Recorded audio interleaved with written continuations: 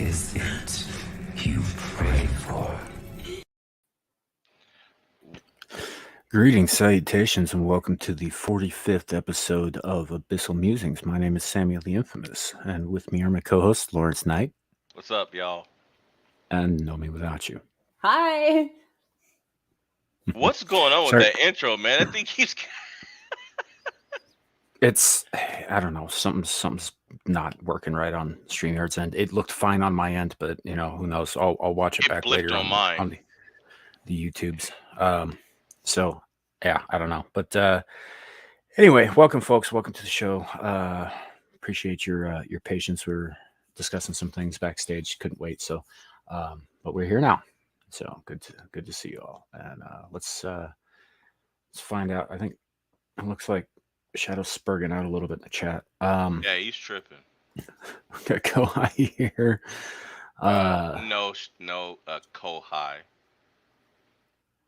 You know what? You said the same thing. Didn't count because they didn't hit the like button. Didn't count because they didn't take a picture. Hey, I'm a part of the show. I'm a part of the show. I'm helping you. So it's like we get down to it. I created the show. Wait, hold on. Oh, since you want to talk mess, and I wasn't gonna do this. Last week, this week, you clipped me and called me gross. Yes, and I didn't think it's about one of the highest performing shorts on the channel. Yeah, at my expense. So we got 5 new subscribers out of that. I don't care. Here's the point. And I didn't think about it until last night. How dare you call me disgusting when you're showing memes of people getting screwed with cactuses? You've shown memes of somebody drinking out of a dildo. You've got all kinds of stuff. And what did you say earlier tonight? Let's go back to my notes. Ripping the stuffing out of Miss Piggy. You did say that earlier. Somebody dressed up as Pinhead, and Luke and Laura. Errol the Eagle. It was Errol the Eagle. Yeah, and Luke and Leia eating a stormtrooper. So you calling me gross is kind of the pot. No, I never said that I wasn't gross though. See that's where it falls apart. You because said I it never as if said I wasn't gross. But you said it in a judgment what I towards said me. Was for a guy who doesn't swear I know what much. You said. And by much, I mean like hardly at all. Well, Nomi's nice as pie, but that doesn't keep her from Sparta kicking people in bars. That's true. You watch out. So anyway, point is, if anybody's first, it's me. No, you don't count. It's your channel. Nobody will it's ever your have show a chance. too. You don't count either. I don't put up the thumbnail. I see it when everybody else sees it. None of this is we're not actually. And I don't think you would take too kindly to me going into StreamYards and doing stuff on your channel while you're at work. I don't think you would appreciate that. So you're today I was automatically behind. disqualified. So I'm not playing either. So let's continue to say hello to the chat. I see that one is here lurking, being creepy like you do. Hi, Juan. Suka sent me something last we'll last night or the night that. before that. No, that's a different thing altogether. We will be playing that too, but he sent me something else to send to Kohai. And it involves Shadow. Oh my God. and we're gonna see what she does with it. Don't let oh Lord, this is not gonna be good. Because Nomi, you don't know what Suka did to me and Sam the other day. What did she do? It's Suka's funny. a guy. It's not that big. What did Suka do? What did he do? I'm sorry, Suka. You'll get to find it. out. I still gotta. You'll find out. I still gotta upload messages. that on here. Anyway, we also have Shadow with us. Oh, Shadow. Swearing, as he does. Shadow, you're casting light on yourself. That's a big shadow. So I see Jerk Voice in chat. Good to see you, man. That's true. JD, Shadow doesn't like girls. And well, just kidding, Shadow. I think he does like girls, but I think that's part of the problem. He's got that whole like You know, when kids are in like first grade, kindergarten, or whatever, and they really like a girl or they really like a boy, will go up and like rub mud in their eyes or pull their hair or some shit and run away. Yeah, that's Shadow. Yeah, that's who Shadow reminds me of. I mean, it's fine. We eventually, you know, grow out of that. You know, you just got to get out there and actually talk to them, dude. We're not that intimidating, Shadow. We're super simple, complex. We're complex but super simple women. Getting a little Shadow. off base here because I was just kind of making fun of the kid a little bit, but it's not a big deal. Not nothing to worry about. The kid's fine. You know, I'm sure he talks to girls just fine. I just like If he making took fun some of him a little bit. steroids, It's and for like his own built good. like if he took some steroids and built like a little bodybuilder's built body for him, he'd be all right. Yeah. So yeah, we're gonna wait and see what she does with that because it's about a minute long soundbite. Well, let's see it. So I don't have the Shadow one. I don't have the Tinkerbell one uploaded. I sent that. I passed that on to Kohai. She's going to do with that what she will when Oh she my gets it to God. us. The other one that he sent us, we showed this to Amira, by the way, Suka, and she didn't outright say it, but she got this look on her face, and I think she loves the damn thing. Well, that's the thing though, is that see, a lot of you guys, a lot of you people that you don't see our meetings with her when we're backstage with her, and when you get to know her, and Nomi has gotten to know her a bit, and that woman, when you can look at her and you can tell what she's thinking, and when she saw what Suka sent, when she came back on the look, it was like a predator looking back at us. And Yeah, hungry. Samuel was just like, I'll just go ahead and just load this and have it ready so that when you start your show, you can load it up. And she just smirked at us, and I was like, this is not going to be good. Yeah, we don't know if she's going to end up using it or not, but it is available for her to use. So without further ado, the Lioness song created by AI, manipulated by Suka. Lioness, lioness, yeah, lioness, lioness, lioness, lioness, yeah, lioness, lioness.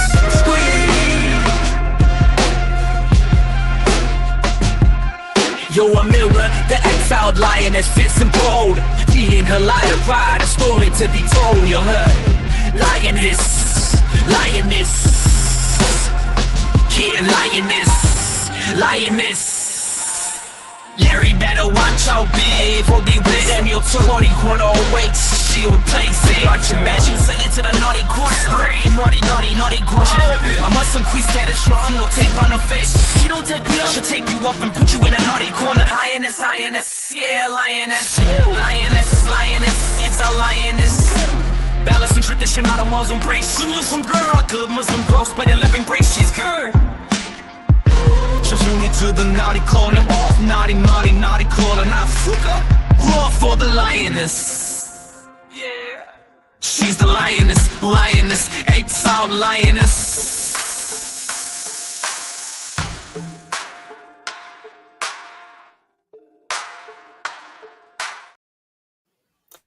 That was actually really good.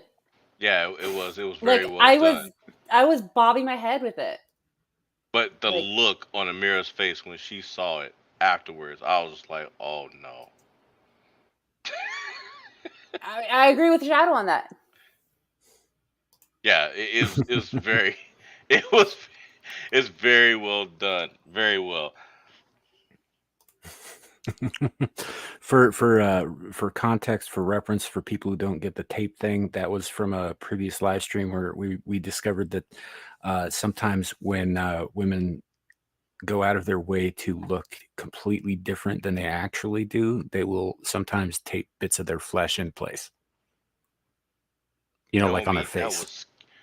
That was scary. I mean, there was a couple of women, they looked gorgeous, and then they took the makeup off, and all of a sudden, they took the tape off their jaws, and their cheeks just dropped, and they went from looking like supermodels to trolls. Mm-hmm. Yeah. I was just like wasn't one lady like just like she was that 20? Wasn't one lady looked like she was like in her early 20s, and when everything came off, she had to be about 47. Well, it was the other way around, man. The videos were showing them starting out looking, not great, and then they would go through the process of putting all that shit on, and then they'd look like somebody completely different. No, but I could have sworn she showed one of. Didn't she show one of where they were already done up, and then they took it all off? And I don't know. I think there might have been one, but man, I was starting to, honestly, my eyes were glazing over by the time we got through that. So, but yeah, so that's the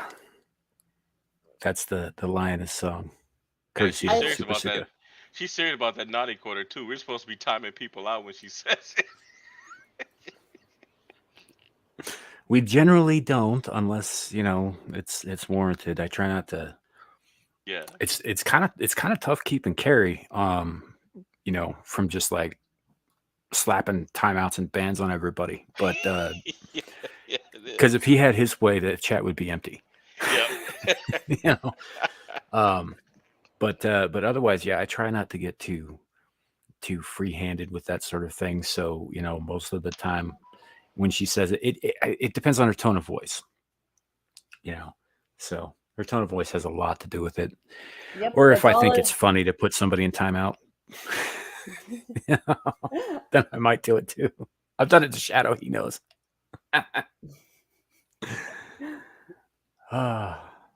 Good times. So, yeah. Apparently there was a brawl of some sort earlier this week that got pretty out of hand. Hold on, Sad, before you bring that up, I think I'm looking at. Just got a notification. I think Tom's channel did get hit. Oh, did he? Because I talked to him a little while ago. Oh no, he said he was going to put that on members only private. after it was over. I don't know. The shadows in the F&R chat laughing at it. Oh no, yeah, he did say that because I was on the phone with Tom earlier. Just I was asking him about a question about something, and then he's like, "What the hell did he get hit for?" Probably some stuff from the Voyage of the Last Demeter or the Last Demeter, yeah. That might have been it, yeah. Because the one time we showed we EFAP that trailer, didn't matter how slow we were doing it or how little we showed of it, we got hit for that too. That's just that's stupid, man. They really need to stop that. It's nothing. It's nothing. It's no different than it's just bullying. It's just online bullying. Oh, okay. No, I'm looking at it. He got ad restrict, like they restricted his monetization. He did say that on the phone. Yeah. Yeah, that's ridiculous. That tracks. But that's not the same as getting hit with a copyright strike. That's that's YouTube doing that. YouTube that's just because of all overlords. Yeah. I mean, I'd take full credit for that because I said some jacked up shit on Ryan's show, but I wasn't the only one. I didn't say much. Well, okay, I did. Well, I stated a fact as to why that doctor lived. I mean, it's common sense. You can't eat what you. Yes, it was. No, it wasn't. It was so funny to put me in it. You timed him out? Not today. Or even this month. But yes, I have timed him out just for shits and giggles before. So no, Shadow, it wasn't he didn't, from what I'm looking at, he didn't get hit with any kind of copyright. If he did, then he didn't share that. What he was saying was that he got limited monetization, which means basically YouTube makes money on his shit, but he doesn't, because of content, which is usually stuff that we say. So, it was just a thing. Anyway, so Larry, why don't you walk us through this brawl that happened? Oh Lord. Now you said you had a video for it, right? I do, but it probably suitable after we go over the particulars. Okay. So I was doing some digging, right? So I'm sure you guys have seen the whole the whole riverboat brawl. I think they were calling it the riverboat rumble, where Oh yeah, yeah. I've heard of. I haven't seen it, but I've heard of it, and I want to see Oh it my God, really we can't. No, me, we can't. I'll have to show you like off stream. We can't even show you. We can't even show the bit. video. I guarantee you Why not? The main the actual footage violence. of it would get us hit for violence, It will get us hit for TOS all kinds of violations. stuff. Yeah, Oh. but so what happened is there's this ferryboat captain was approaching the dock, and he had his crew with him. He had travelers on there, and there was this group of people who had a pontoon boat, and I ended up finding out that that wasn't their first time there. They go there every year around this time, and their pontoon boat was docked and tied to the area that the riverboat's supposed to go onto. Oof. And the riverboat captain got on the radio, and he told them about 5 times. He said, "Hey, you guys can't park there. That's for the riverboat. You have to move your boat." And he said that they just gave him the middle finger and ignored him. And even at one point, when they got closer, um, they just walked away from their boat. And I guess they were just trying to teach the captain a lesson. So the captain looks over to his first officer, which is the black guy that got jumped in the video. He tells him, "Hey, get off the boat, go over there, untie their boat, and move it about 4 or 5 feet out of the way so that we could dock." Right. So Mhm. he gets off and he goes and does it and pushes it and pushes it over and redocks it. Well, one of the guys comes over and is talking to him, right? And then all of a sudden, this overweight white dude runs up and does a Superman punch on him. And then they get to fighting and going back and forth. And this other white guy runs up behind the black guy and tackles him down. Next thing you know, there's about 6 or 7 white guys on him, just stomping and punching on him, right? So then you see a video. One of his co-workers, was a 16-year-old boy, jumps into the water and swims across to try to help him. So what I read this morning is the kid he got jumped by 3 of the guys. He's got bruised ribs because one of the guys hauled off and punched him in the chest. Now the kid, he's real skinny. He's 16. He's real skinny, no meat on his bones. I mean, just so of course you're getting hit. Yeah. But there was also a couple of women that jumped in the fight too, and there was a 21-year-old that just turned herself in this morning because apparently when a 16-year-old got out of the water, she punched him in the throat with a beer can that she had, and she Mhm. pushed him, and then the guys jumped on him. So all of a sudden, all the black people that were in the area, they see the the first officer getting jumped, and then they jumped in, and it was just like wolves. I mean, they beat the heck out of those people.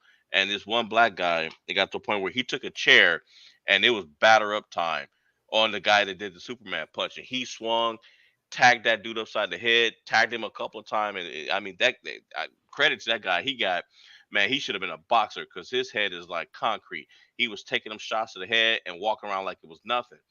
And then there was this one white lady that was off to the corner, and this black girl hit her and knocked her on her butt. The black guy with the chair, after he got through tearing up that white guy's head, he walks over, and the white lady's dazed. She's on her butt, sitting down, trying to figure out where she is, or she's thinking she don't know where she is.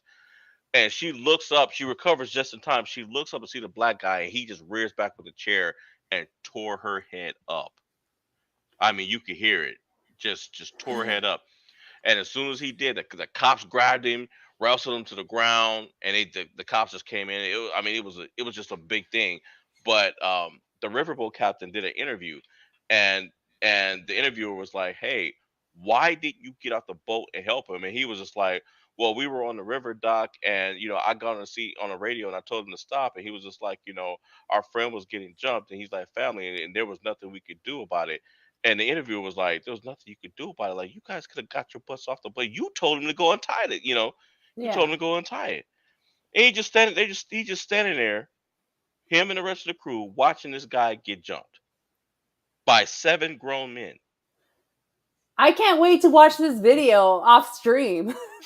That's like There's more that. than one video. Oh, there's more than Yeah, one. there's a different shot of of some of the women getting torn up too. I mean, they all got beat up. Ooh. Everybody that jumped that black dude, they got. I mean, I never seen anything like that. It was like a pack of wolves descended on them. Well, like I want to see this now. Like, Well, they need to go to Lou's finishing school first of all. yeah, because I see a lot of people like grifting on it now, like T-shirts and Yep. hats. Like, I survived the Alabama River tour or something. I don't know, but I didn't know what that was all about until I started hearing like the video, and after what you're telling me, it's like now I really want to see it, and now I it's want that bad. hat. Yeah. Yeah, What we it's do bad. have is a reenactment. Okay, before you do that though, I know I'm sorry, Sam, because I got to keep this promise. Advertisement, guys. As you know, our beloved Luke Casely is in the chat. Luke Casely and a good friend of hers have worked very hard, very tirelessly. They have opened up a finishing school. If you know anyone who needs some refinement and manners and just some things that are a lost art these days because of society the way it is. Please check out Luke Casely. Feel free to hit her up in the chat and ask her for details. You guys have our permission. We're not going to time people out for opening up doors to discussion with Lou. Also, be sure to check out her channel. Feel free to ask her any questions that you guys want to ask, because Lou is a class act. And like I said, if you got daughters, nieces, I would even say at this point, grown women that just didn't get taught what they should have, just so that they can see the other side of things instead of what they were programmed. Like I said, feel free to hit her up, guys. Please, it's a resource, and don't take advantage. Don't neglect it, and don't take it for granted. Tomorrow's not promised to you Mhm. or anybody else or any of the young ladies in your lives that could likely do well. Because I tell you what, there was a study that I was reading the other day, and they were saying by 2030, about 50% of women will be single because of the skills that they lack. That's probably being provided by Lou's finishing school. Yeah, Kohai, if you'll do me a favor, go into the description and copy paste the two links that are at the top of the description.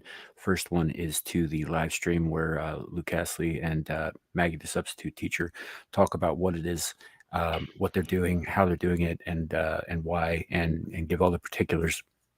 And the second one is the link to the website itself. If you would do me a favor and repost those in the chat, that'd be very helpful. Thank you. And also for anybody who's interested later on, links are in the description. Yeah.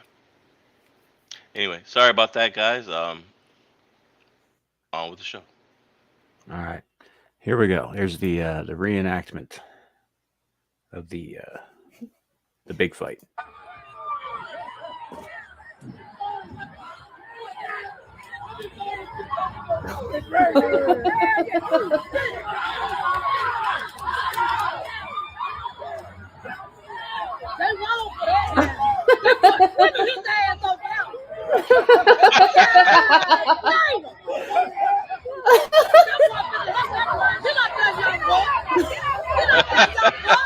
This is all chaotic. That's the real commentary, though.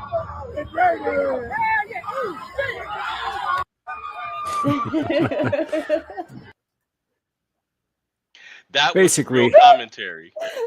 Yeah. I would have loved to live to see that, like in real life. Basically, a bunch of dudes decided to reenact that and make. They had a lot of fun apparently doing that. My personal favorite bit is the guy in the back with the chair who's just kind of like jumping around holding a chair. He's not really doing anything. He's just back there with the chair. Wait, hold on. I think I got. Well, I saw this before Larry told me about the actual thing, so I'm like, oh, that puts a lot more context to this. So here's, I guess this is what somebody. They didn't show any of the. Doesn't look like they showed any of the bad parts, but it was. I'll just show you.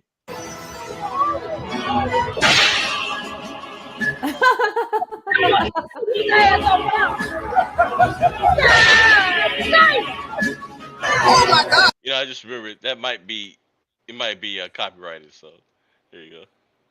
Okay, so that black guy right there, that's the guy that had the chair. Watch this. Armageddon.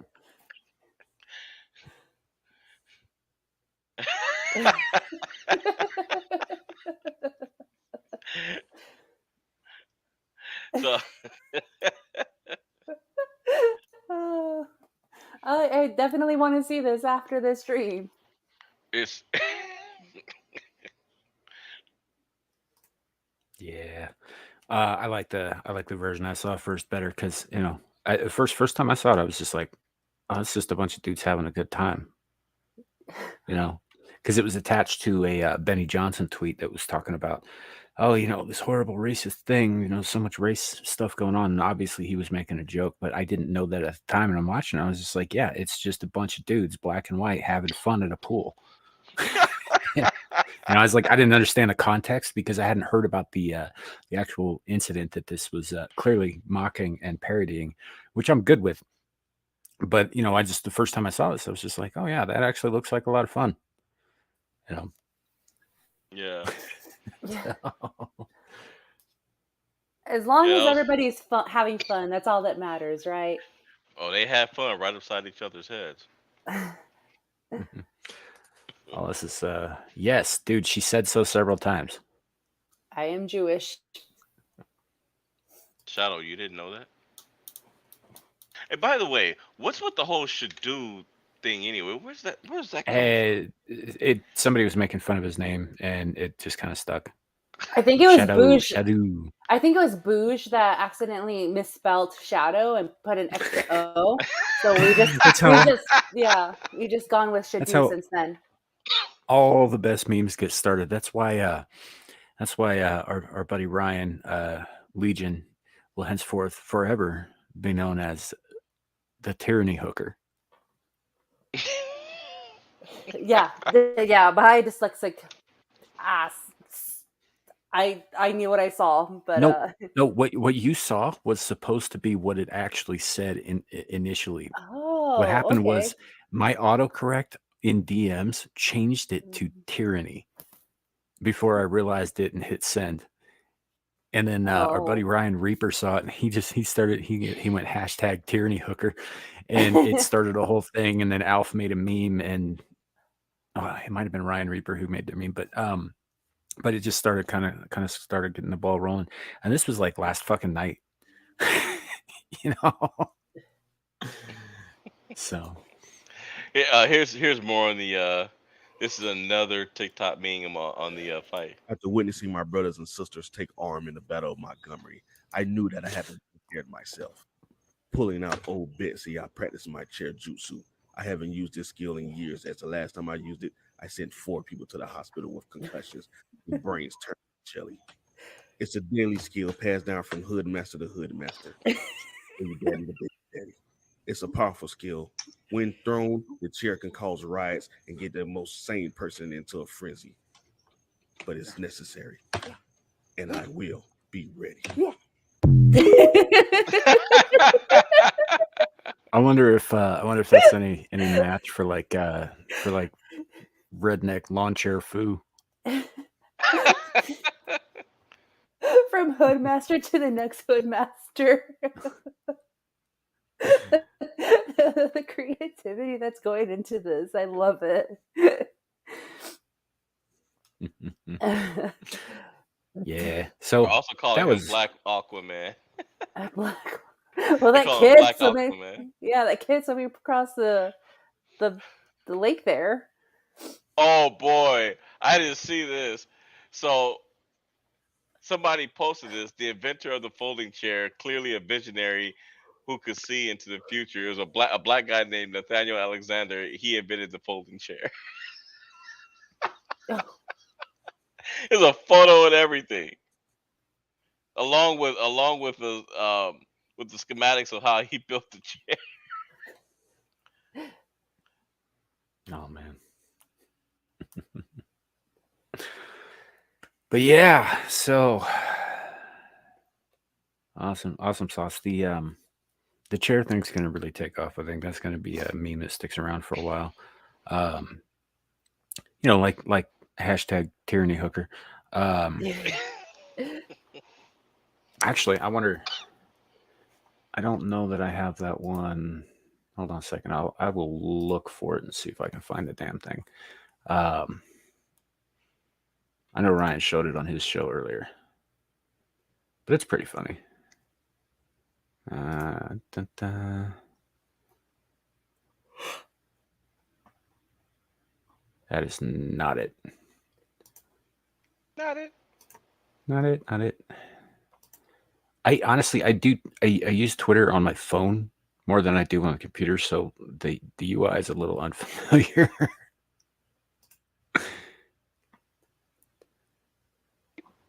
Doop, doop, doop, doop. All right, there we go.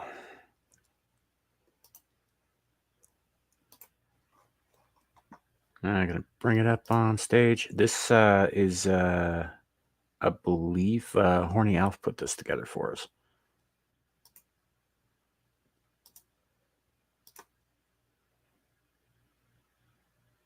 The alien master of memes. We saw that one earlier today. Yep, that's the meme though. That's the tyranny hooker. I still say one side of his chest is higher than the other. He didn't even out the toilet paper correctly. Yeah, but I mean, he's a Karen who's working the streets. He didn't even have the toilet paper correctly.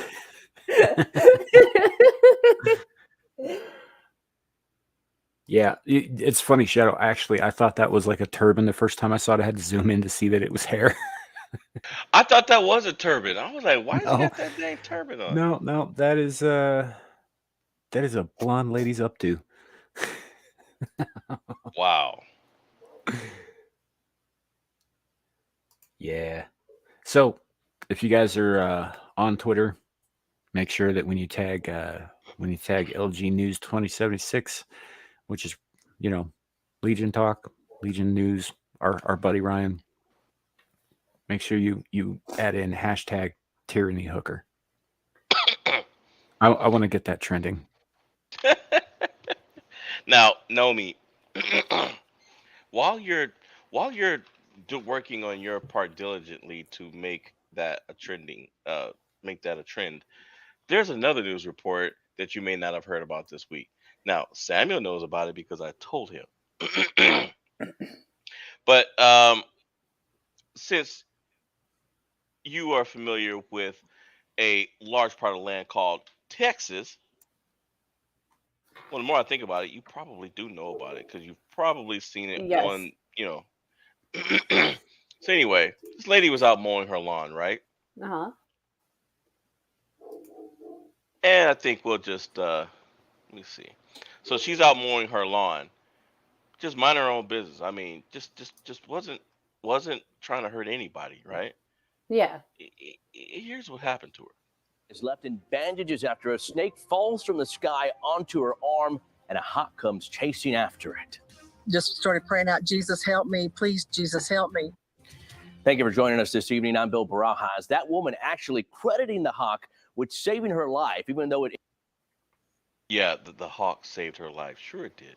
Injured her in the process. It happened at Peggy Jones's home near Silsbee, north of Beaumont. It's an interview you'll see only on 2. The woman spoke with KPRC2's Corley Peel. Corley? Peggy Jones says she hasn't been able to sleep much since the snake and hawk Not at attacked all. her. Luckily, she didn't receive an infection or serious injuries, but she says this will scar her for life.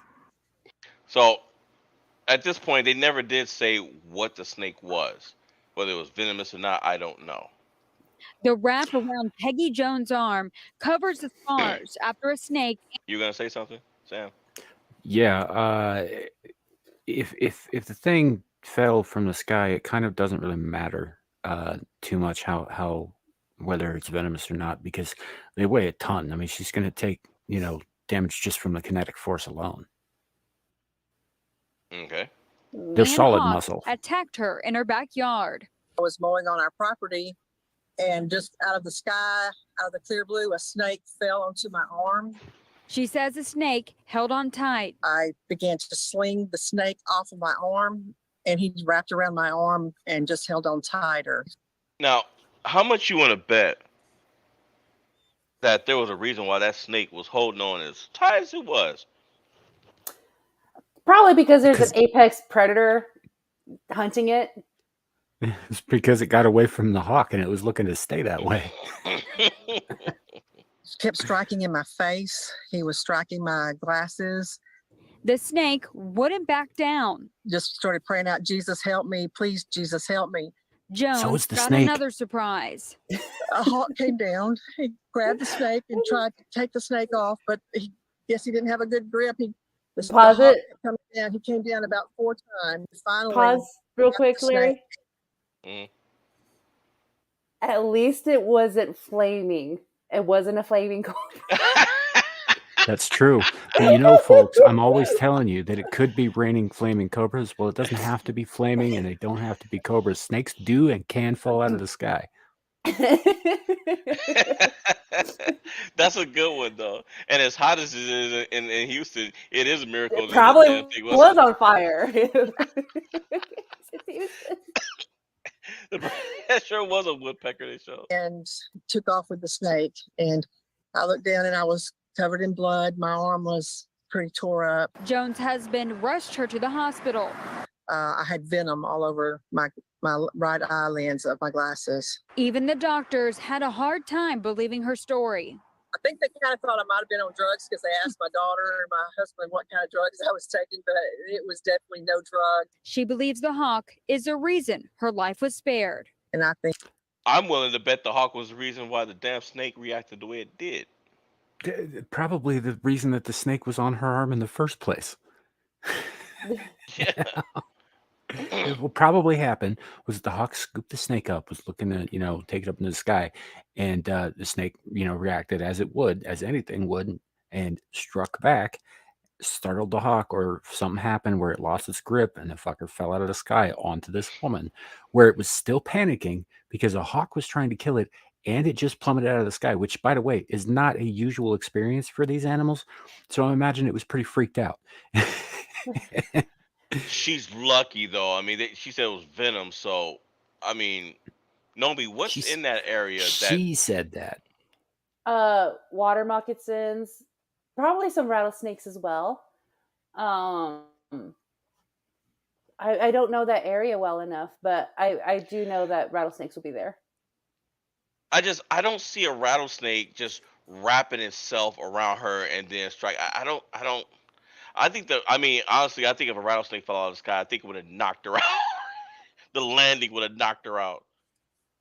Well, Why it could is have been that? a baby one. Yeah. The weight. Yeah, water moccasins are, in a lot of cases, even in Texas, just as big as rattlesnakes are. Yeah. Some cases heavier. They're actually fatter, like thicker around the middle. Now, Sam, you don't believe it could have been venom? I think if it had been a water moccasin, that woman would be dead. Yeah. Rattlesnake, Yeah. she probably could have gotten to the hospital, but she would not have failed to identify the rattle. Yeah. Yeah. So I am Oh, and now that you're talking probably about what Sam, it was viscera that came out of the snake because it had just been attacked by a hawk, Yeah. would be my guess. Well, not only that, if the snake was biting her on her arm, the venom would have traveled faster because it's closer to her heart. Right. So she would be dead. Yeah. She'd also be panicking. She wouldn't be thinking to, tourniquet or anything like that. She'd be waving her arm around, which would cause her heart rate to rise and cause her Increase, blood to yeah. pump faster. There are all kinds of reasons why I think that this probably wasn't a venomous snake, or if it was, then it wasn't actually because adult snakes, in a lot of cases, especially rattlesnakes, which again, she would have mentioned the rattle, they can do what's called a dry bite. Yeah, dry bite. Yeah. Where they'll inject the fangs, but they don't actually, or they sink the fangs in, but they don't actually inject any venom in. And if that were the case, while its head was flailing around, while she was flailing the arm around, yeah, droplets of venom might have been, spraying out of the tips of the thing, but not enough to do any real harm to her. Yeah. That's possible, sure. But I've never heard of a dry bite from a cottonmouth. Yes. I don't think they even have that capability. Rattlesnakes do, but most rattlesnakes do. I'm not sure. I think the Mojave Green's one of those ones that injects all the time. But yeah, so it's possible that it was venom, but I would say it's probably more likely fluid from wounds sustained by the hawk. Mm-hmm. or by the snake from the hawk, rather. So, but like that's all blurred out. Yeah. Did it turn her arm into hamburger or something? Because snake teeth don't work like that unless it Well, was. wasn't I the did. hawk like trying to grab it off of her arm too, so the Yeah, talons would yeah, like rip Yeah. into her skin? yeah, and they're saying that the hawk saved her life, but other news reports that I was reading, she was saying that the hawk was attacking her too. Yeah. Probably wasn't attacking her specifically so much as it was the snake. But if the snake is attached to the woman, yeah, it probably would have been tearing at her, hoping to get the snake to release in the same way that if it had been a branch the snake had landed on and clung to, right? The hawk Mhm. probably would have tried to damage the branch to release the snake, would be my guess. But I'd be surprised. This kind of seems like one of those scenarios where the hawk really fucked up, and in trying to rectify its mistake, put itself in probably more danger, because at this point, while it's wrapped around the woman's arm, doing its thing, freaking out as you would, and here comes the same thing that put it in that position in the first place. I'd be striking the hawk, if I were Yeah. the snake. Yeah. And it's possible, again, she said there was venom all over. Maybe something got, flung out of the fangs while it was doing its thing, trying to hit the hawk. I don't believe that if she was injected with any kind of venom, it wasn't enough to do any real damage. Like she said, they thought she might have been on drugs. That could have been, caused by a small amount of venom. Sure. Could have been. Could also have been just a surreal fucking experience. So I don't know. I think that she has an image in her head of what exactly happened. Obviously, because she's talking about this bird like it was some kind of savior sent from the heavens, when it was probably responsible for the entire episode to begin with. Yeah, True. exactly. That's what I was thinking. Like that Yeah. that hawk was not there to send you. I mean, to save you. It was not sent by God. It was trying to retrieve its meal. Period. Yeah. Night, Shadow. Bye, Shadow. So I was gonna show this also, but I think it was gonna gross out too many people. But apparently, Washington D.C. is infected with some kind of hammerhead worm that's as toxic as a pufferfish, and if you touch it and you put you ingest its ooze or whatever it's secreting, you're pretty much dead. But apparently, they're all over Washington D.C. now. I'm not gonna show it because they're gross. and we have a lady on the board, and I don't want to gross her out. I've seen worse things, Larry. She probably heard worse things today. That is also true. Yes. I believe I did say something about Ryan looking like he could start a Harley and complain to the manager at the same time. Wow.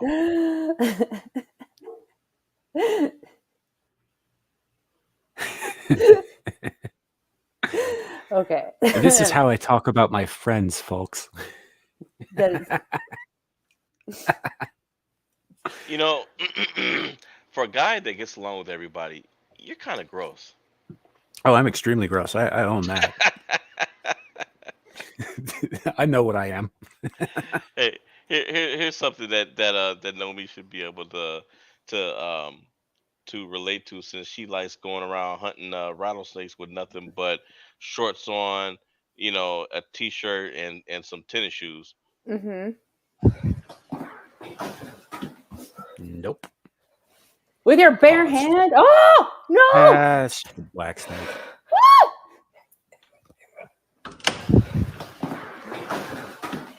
I mean, I wouldn't grab a snake with my bare hand. See, you bit him. Yeah.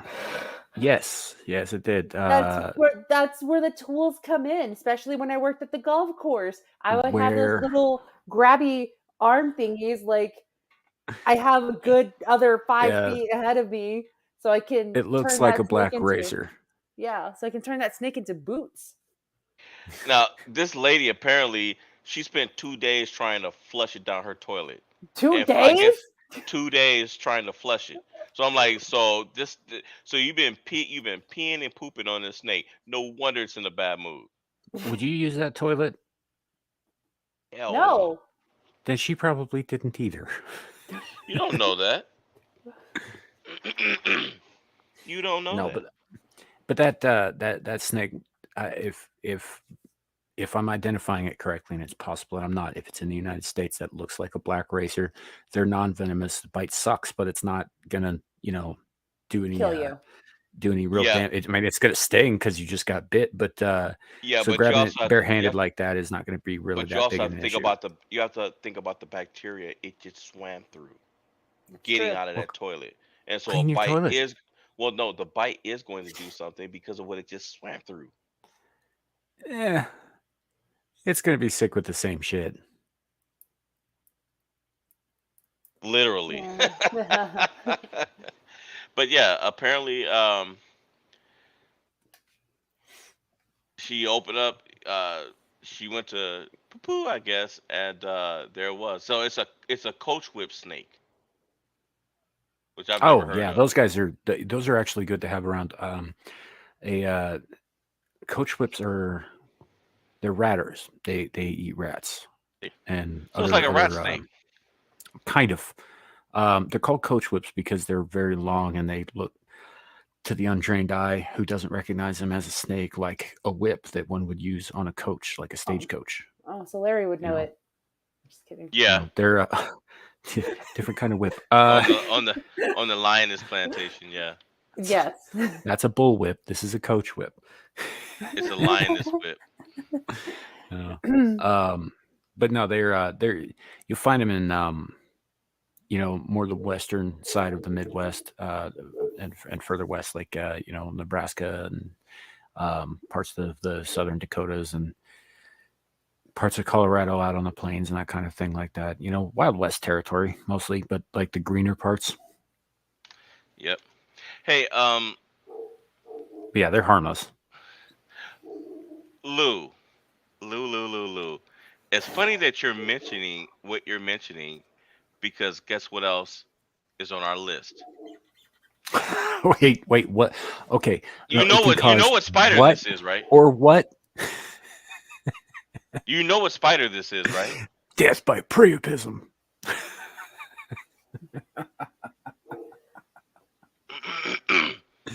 We get it. Just leave me hanging. No, I have no idea. The Brazilian wandering spider. Yeah, I've never heard of that. Neither have You never I. heard of a Brazilian wandering spider? I don't know Besides spiders the like I know Sydney, snakes. okay, besides the Sydney funnel web, which is of course is in Australia, one of those two snakes bite you, and you don't have quick access to a hospital or antivenom, you're done. This snake in particular, and there's different versions. It looks a few different ways, but this sucker bites you. You don't have long to live, and it gives you an erection. If you're a man, it gives you an erection that lasts for hours, even after Priapism. you're Yeah. treated. For it hurts. I mean, it tries to explode the blood right out of there. But this is one of the most dangerous spiders to ever be bitten by. So and they cleared out an entire supermarket in Australia. In Austria, which was the right thing to do. You you can't afford to let one of those suckers get in the area where it can bite someone. Yeah. Well, if you do get bit by one, to sort of paraphrase Morgan Freeman in The Shawshank Redemption. Well, it's time to get busy living while I get busy dying. Pretty much. Hey, you better I get mean, to work quick. you're going out anyway, right? Why don't you put it to use? Yes. I just horrified Lou.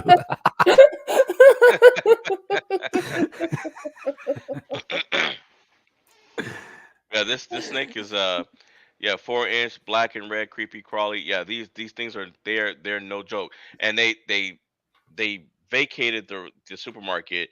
They went through all the bananas because they're called the banana spider. because they hide amongst in the bananas, and they never found it. So that spider is in that supermarket somewhere. Hopefully, that's not a female, or that wasn't pregnant or anything. Because for those of you if you've ever seen that movie Arachnophobia, yeah, you don't want this thing breeding with something else. Now, And in Arachnophobia, it was a male spider who mated with a local female and created a hybrid race of deadly ass little spiders. yes, I know that. But this sucker, I don't want it mate. I don't want it mating with itself for their sake. I want it crushed. Yeah, they're pretty quick. Lou, they're not slow spiders. They're quick. I suppose those kinds of spiders could go a long way to explaining Carnival. Mm. Yeah, that makes sense now. Because everything in Brazil is super horny all the time, and I think we That just is found the true. culprit. Yep. See, and I remember this story in May 2017. Hundreds of those spiders had infiltrated someone's bananas. This lady had gone and bought bananas at a supermarket, took it home, and it was covered in Brazilian wandering spiders, and they had to evacuate the house. That lady's lucky to be alive. She's lucky to be alive. Yep. Well, so how was she able to identify it? Did she take a picture of it and send it to Google? Oh yeah, this is a Brazilian wandering spider. Or did she have a professional come and look at it at her house or at the supermarket? Well, the supermarket told her that they had gotten the bananas straight in from Brazil. Oh, okay. And they this photo up here is not a good look. Let me see if I can find a better one. But they have a very distinct look to them. Okay. Yeah. Well, I mean, that was something that we used to do when we'd find a spider that wasn't local, or at least we didn't recognize as locals. Yeah, we'd take a picture of them, and then we'd try to find a correlating picture and somebody who could identify it on the internet. Especially if it was something that you hadn't seen around before and that nobody you asked locally had any idea what the hell it was. Yeah, you'd do that. There were a couple of, I don't have any of their links off the top of my head or anything like that, but there are a couple of places, research institutes and such, that you could send pictures like that to, and they'll be able to tell you what something is. Yeah. So yes, the internet is a very useful tool for identifying wildlife. Yeah. Now, what you saw, I mean, that was a Brazilian wandering spider, but that's its position when it's ready to bite you. That's what it looks like when it hasn't decided that it wants to kill you.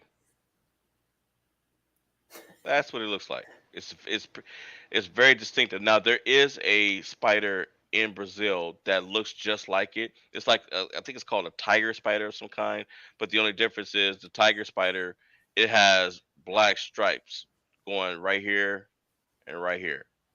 So you got to get close. You have to get close. And that spider is not venomous.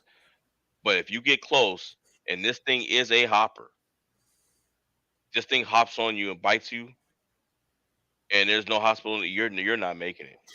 Nope, that's time to find a willing lady. Yeah. Yeah, you're done. No, but and it's not it's a fast death, and it's a painful one. And if you're a man, well, a painful one, but a good one, I guess. Not if there's nobody nearby to take it out. Yeah, but priapism, even if you did find a willing lady, I make jokes, is actually a very serious condition because nothing works and the pressure is so great. I mean, eventually, with severe cases of it, if it doesn't go away after 4 hours, you're talking surgical intervention, which means basically they slice it up the side like a banana and drain the blood. Yeah. And then there's amputation if that doesn't work. Yeah, it's priapism is not a fun thing. We joke about it. Dudes joke about it because the whole topic of that actually makes us intensely uncomfortable. Sounds Mostly like what they have to do to relieve the pressure and all that. Oh, I'm sorry, I skipped a step. The first thing they do is send a needle as long as your arm into the tissue to try to drain fluid, and if that doesn't work, then they slice with like a banana. To sort of relieve pressure, and if that doesn't work, then well, I'm not even a dude, inches. and that sounds painful. Yeah, it's not fun. Not fun. Which is why young men with healthy hearts should not take Viagra or things of that nature. Yeah, yeah, don't do it. Don't do it, Nomi. It's not worth it. Yeah, don't take Viagra, Nomi. Jeez, what are you thinking? I don't need I don't need any of that stuff. Yeah. I'm just gonna end that right there. Well, we're just looking out for you, Nomi, because you never know. Tomorrow you might decide to change your gender. So we wanted to just let you know. We don't know. I'm okay with being a female. Okay. I mean, even if she changes her gender, like honestly, realistically, that priapism's still not going to be a thing for her. Hey, you can't say that. That's hate speech. I don't care, and I just did. You hurt my feelings. I'm gonna let me call the police. Yeah, you can do that. I mean, And Nomi unfortunately for you, turns. I'm not. Yeah, unfortunately for you and the police, I'm not a 13-year-old autistic girl in England. How dare you? You know, not that Okay. autistic girl, and she's a legal adult now. But you guys did hear about that, right? Yes. They have a new "How dare you" Yeah. girl. No, it's there was like a police officer, right? yeah. Basically, half a freaking police department in England showed up to arrest a 13-year-old girl for mean stuff she said online. And from what I understand, she's a little autistic and didn't really understand what was going on. Of course, she was 13, so she might not be autistic. She just might be 13, but still. Half the police force for one little girl. Okay, that's getting ridiculous. Yeah, this was like yesterday, I think. Mm, You know, wow. might have been the day before. I think I heard about it yesterday. Okay. So, Well, my last infamous news before we get to the fun stuff. no, Joker. No, we're not talking No. about Lizzo. That's a whole nother issue with that lady. But A whole so other some can of bananas. yeah. Did you hear about what some archaeologists found? They found the bones of a child padlocked to something, and apparently it was as a vampire child. So I guess when people die in the area, in Poland, they're saying that they were chaining them up because they thought they were vampires. So when somebody died, they would chain them up and they would start even cutting some body parts off to keep them from coming out of the grave and basically eating them. Well, yeah, this is what I was kind of getting at with when Lily on Ryan's show earlier tonight was talking about vampire lore. I was thinking like old school Eastern European vampire lore where they would do shit like this. I mean, there was all kinds of stuff depending on what region you were in and all that. In Romania, it was not uncommon to bury people face down so that when they started to dig out of their grave, they'd go the wrong direction. Or they would separate the head and bury it separately with garlic stuffed in its mouth. And the stake through the heart thing, what that actually is, it's not to, kill the vampire. The vampire's dead. It's undead. The heart thing, you're not hurting it any. What it does is it nails it to its coffin so it can't get up. Yeah, I figured that. They like some of the jacked up shit that they used to do to corpses and occasionally living people because they feared they would rise again to feed on the blood of the living. So this doesn't surprise me at all. And I'm wondering where they. I mean, I guess it must have been a story that got around and lasted too long and got embellished a bit too much. Suka, yes. That the saying "Saved by the Bell" is a literal thing. They had to back in the day before we got better at telling whether somebody was dead or not. People got buried alive. They got buried alive a lot. Mistakes were made. And so somebody came up with the idea of running a string through the dirt, tying it to their pinky or their thumb or whatever.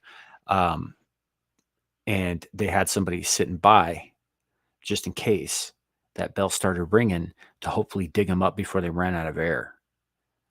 And sometimes, yes, people were saved by the literal bell, because they had been buried alive.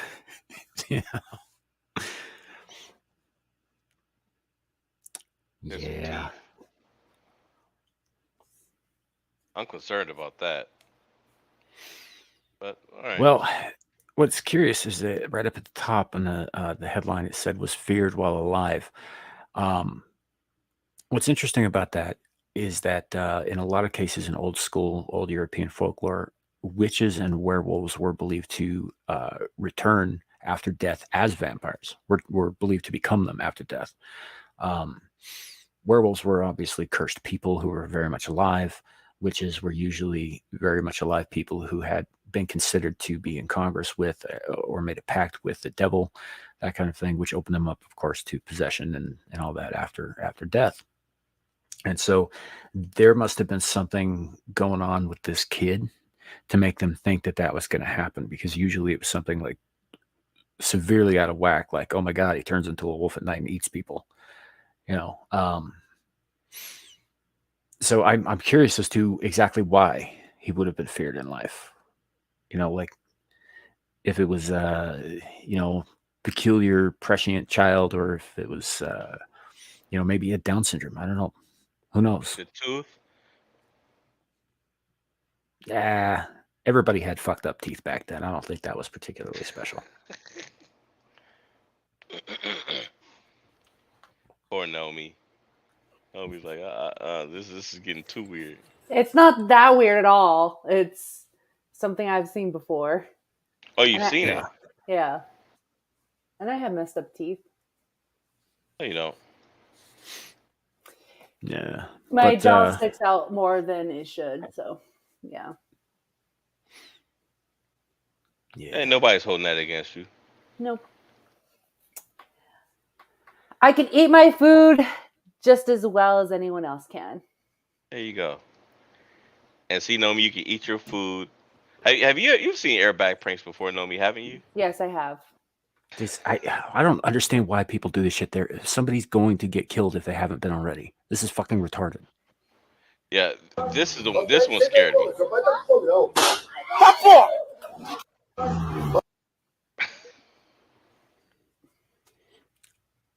Yeah. I don't understand why people do this shit. And this one right here, I didn't like, because that's an old man that they did that to.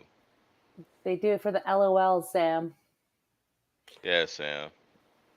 Because they also have no regard for human life either. And this isn't a case of like somebody who grew up in a world where death was a constant thing and, life came and went cheaply like the Old West or, medieval Europe or fucking China in the 1920s. These people just were never taught to care about it in the first place. Yeah. Some of them knew about it, though. Like this guy, he knew. Some of them knew. They knew what was going on. Oh, see, that was stupid.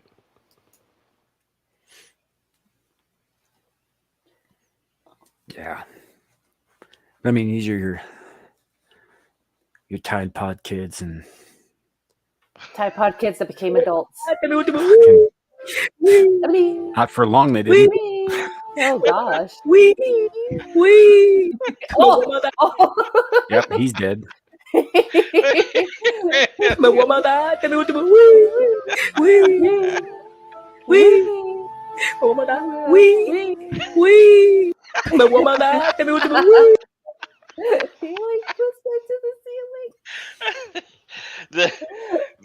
There's another one of a guy going through the ceiling. There's another one of a guy going through a ceiling. TikTok is cancer. It is. It is.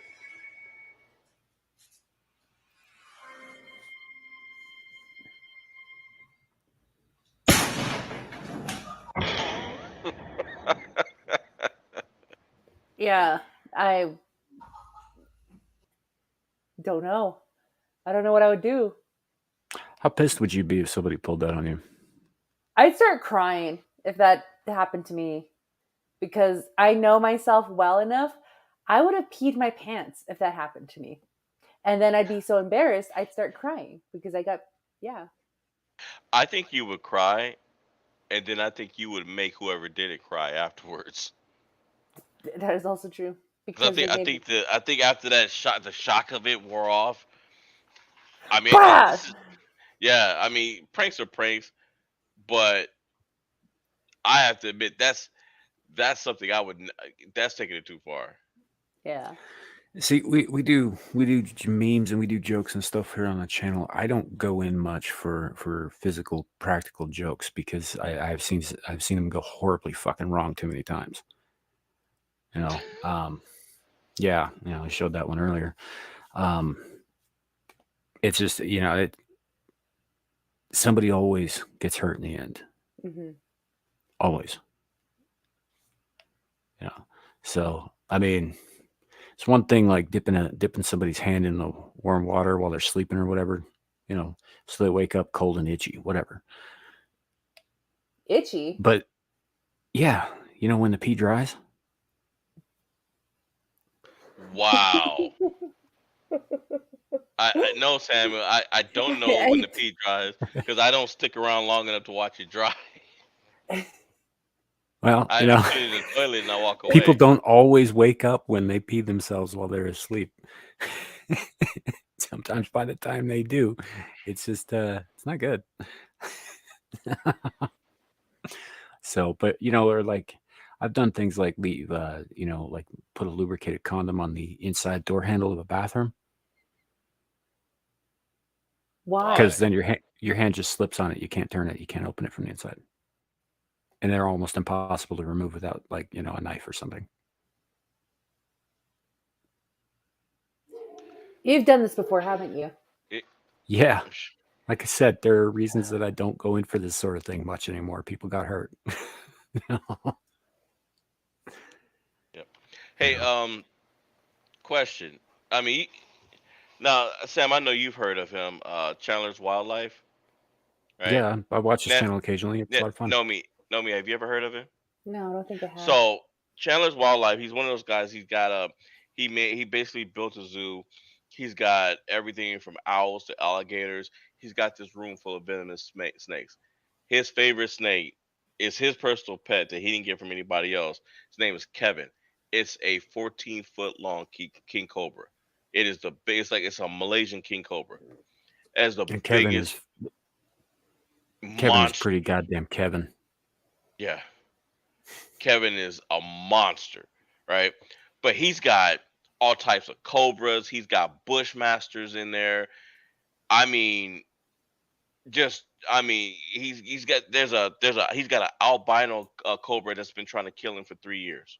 Like literally has been trying to kill him. And he was all laughing and joking, and he decides to go to India, right? And he's going out there and finding all the venomous snakes and everything, and then he comes across this speckled cobra. In fact, let's go ahead and show old Chandler. So somewhere around here, let's see. Would never kill these snakes. They belong in the habitat just as much as you and I. These animals. Now that snake right there, while he's handling, right, and he's in the wild doing this. He just got through telling viewers that this snake's venom turns people's blood literally into jello, and is responsible for the most deaths in India. Animals deserve a space on this planet just like any one of us.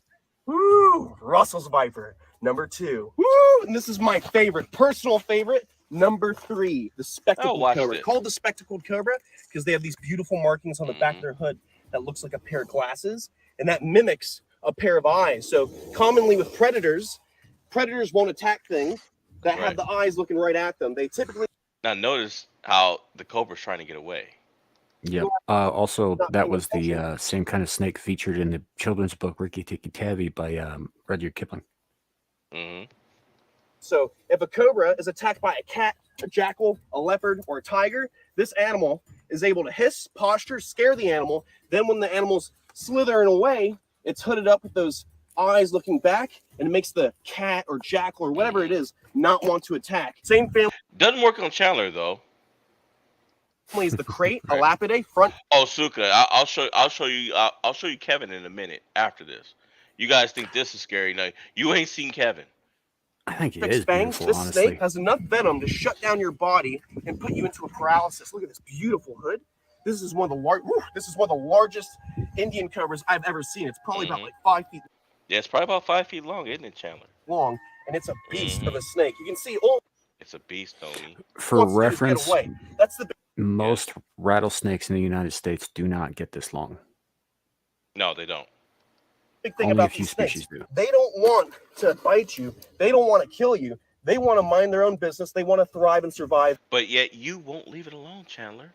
It's I not was just to say, they just want to mind their own business, and here you are invading his personal space. Yeah, rubbing some part of that is Crikey. his yeah, some part of that is his butt crack and Kevin's and Chandler's rubbing it. And they want to eat. They Right. want to eat, breed, and be left alone. These snakes want nothing to do with us. Look at it. And he gets bit. Now they're saying he might lose his finger. Yeah. It's a very entertaining YouTube channel, though. It is. Hey, Squatch, good to see you. And as Behemoth says, crikey. Behemoth. What's up, Behemoth? Chomp. Now, Chomp. if you want to, now here's an old. I don't know if Kevin's fully grown.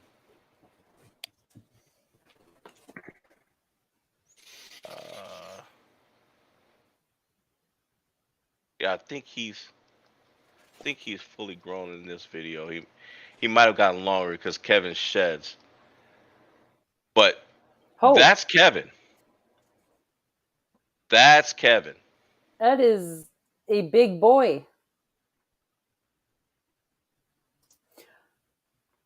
No, I will not be touching that. Yeah. And see how Kevin just tried to kill him?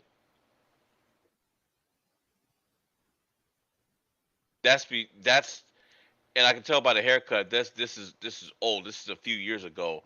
So that's when Kevin hadn't really decided whether or not he wanted him dead or alive. Kevin hadn't calmed down quite yet. He was still considering, Chandler pretty much an enemy. See how he's trying to get away? So I'd say this video is probably about 3 years old. Kevin's bigger. Kevin's grown since then. I bet. Yeah, and so what does he do? Oh. He goes and gets a female Malaysian king cobra, and that cobra has been trying to kill him for 6 months. All these cages that you're seeing behind, all of those at this point now they're empty. They're all filled with cobras, rattlesnakes, cotton, you name it. Everything in that room could kill that man in minutes.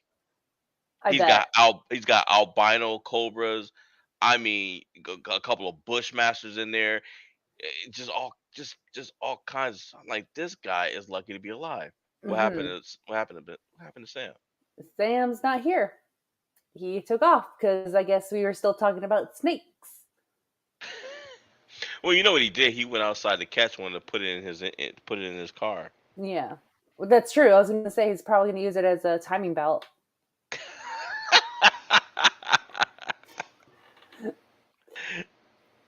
But yeah, well, now it's the Know Me Larry show. Never mind. Spoke too soon. It was.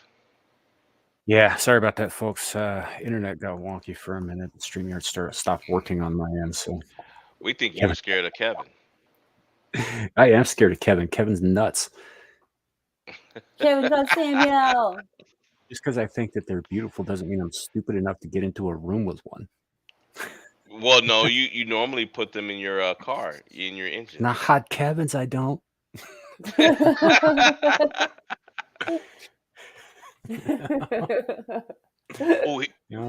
like Squatch calls them. Nope ropes. Yeah. Danger noodles. Caution ramen. Caution ramen, I like that. Caution ramen, I like that.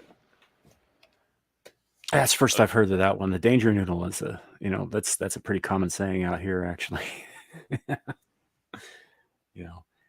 Hey, Now, Mira, hey, good to see you. yo. Hey, hey, remember when we watched that video of you saw that video of those guys that they rigged their car and they put those drills on the side because there was a tornado coming that day, know me, and so what they did was they outfitted their car to drill into the ground to hold it in place to withstand the tornado, and they ended up inside the eye of the tornado, and they lived. Yeah, I have a tornado is a tricky place to be.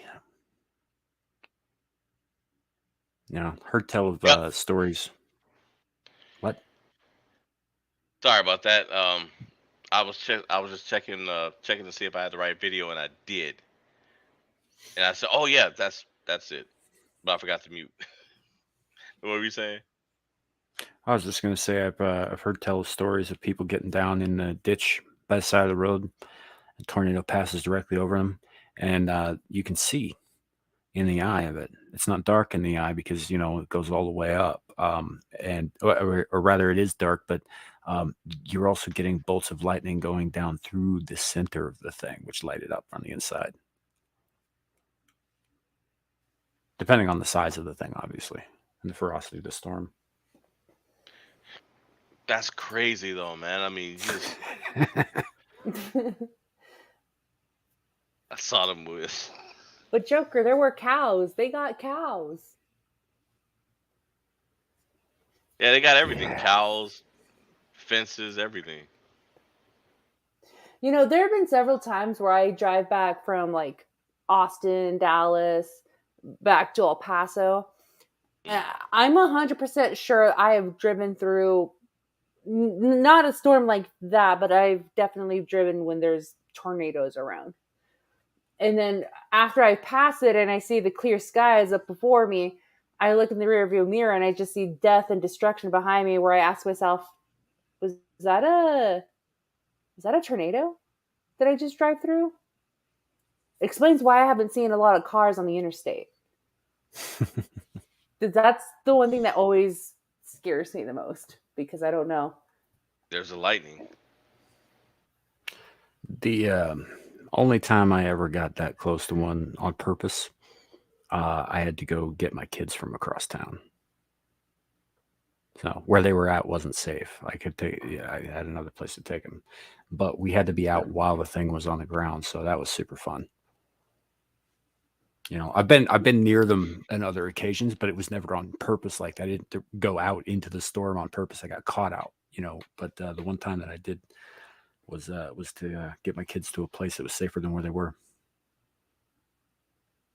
Yeah, and I've been fortunate to not have any tornadoes. I've been in tornado warnings, but I think where I'm at is so dense that it didn't have enough time to kind of twist into one.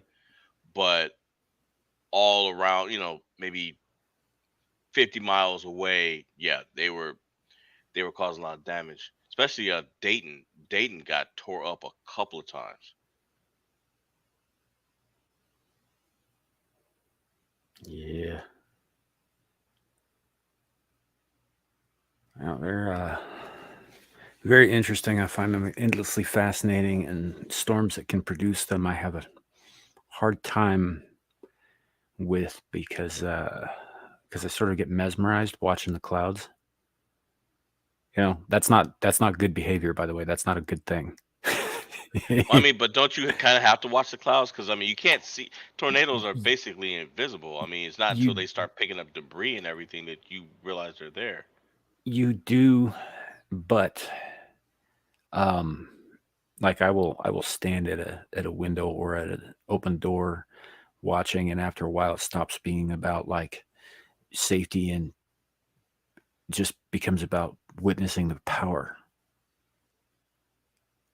which is an unhealthy way to approach it.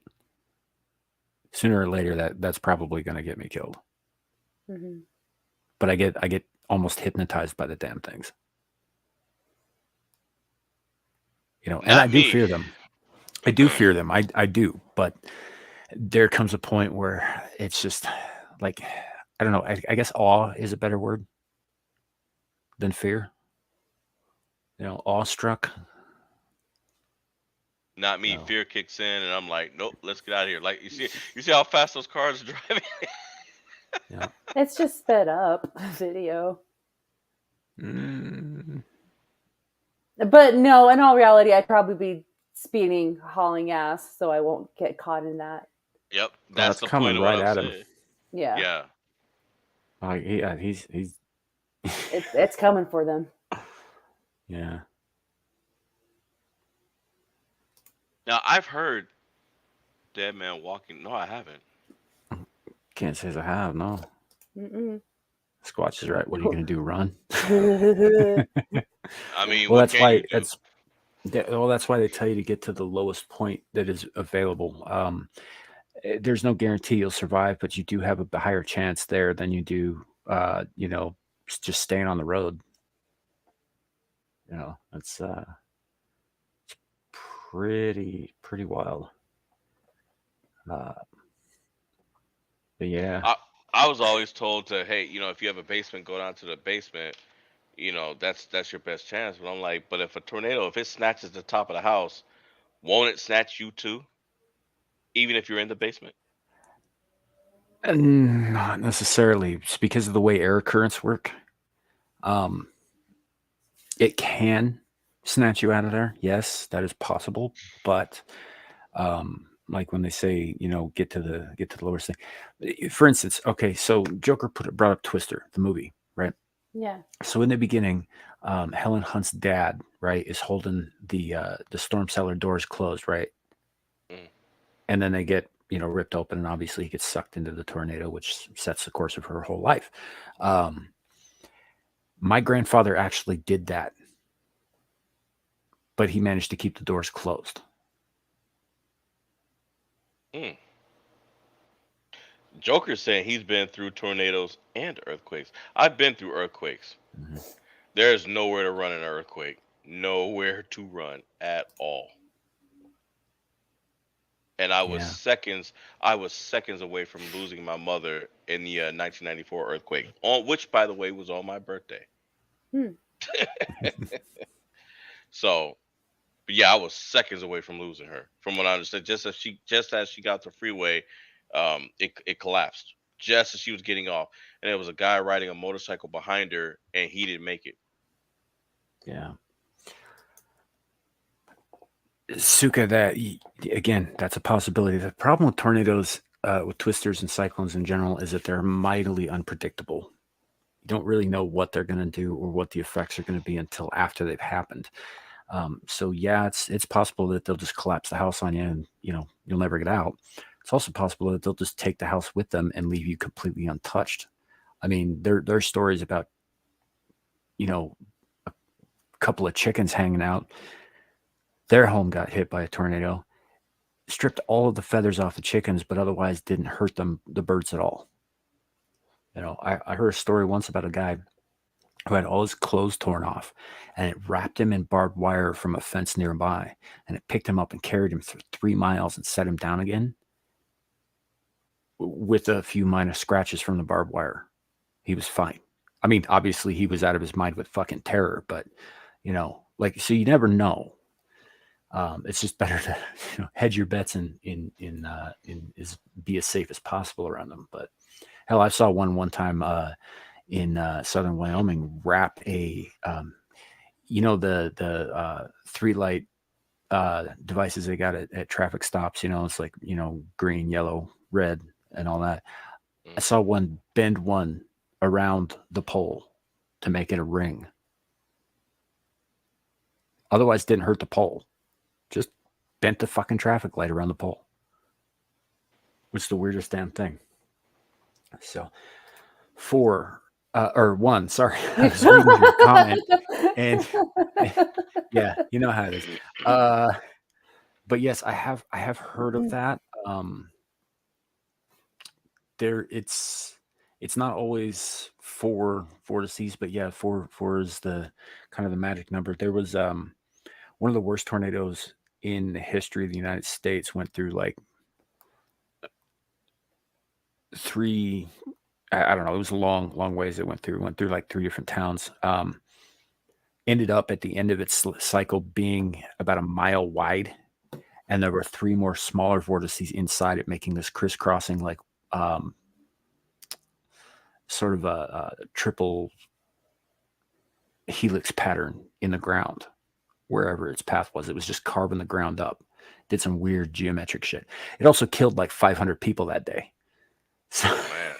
you know, Hey, I'm thinking maybe we should get Joker up here. He's got an interesting story about that '94 earthquake. I'll send him the link. yeah, Mira's got the link too. She's Yeah, Mira, if you want to jump in, I mean, well, not that she really needs an invitation. well, she is talking about Chicken Edition. Probably made her hungry. I'm a little hungry. But yeah, so I have heard of that kind of thing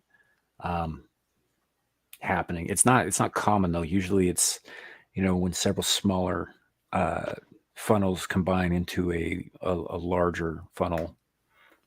They don't always just merge into one funnel. Sometimes they kind of like dance around each other. It's the weirdest fucking thing. You know what that sounds like, right? You're talking about 2 funnels dancing around each other before they join. You're gonna have to Explain enlighten me. that. Yeah. I think you. I'm not going into the naughty corner, Suka.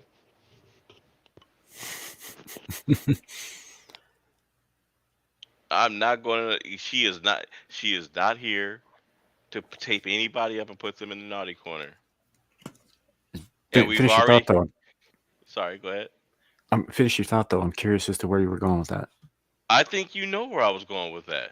I'm don't, asking actually. you a question. You said 2 funnels dancing around each other before they join. Yeah, Hi. and it could Hey, be any Mr. number. Voice. I don't know what you're getting at. Okay, well then let's just leave it right there because now we have a high quality guest on. Well, And you have a wanna guest throw on. Suka, Suka.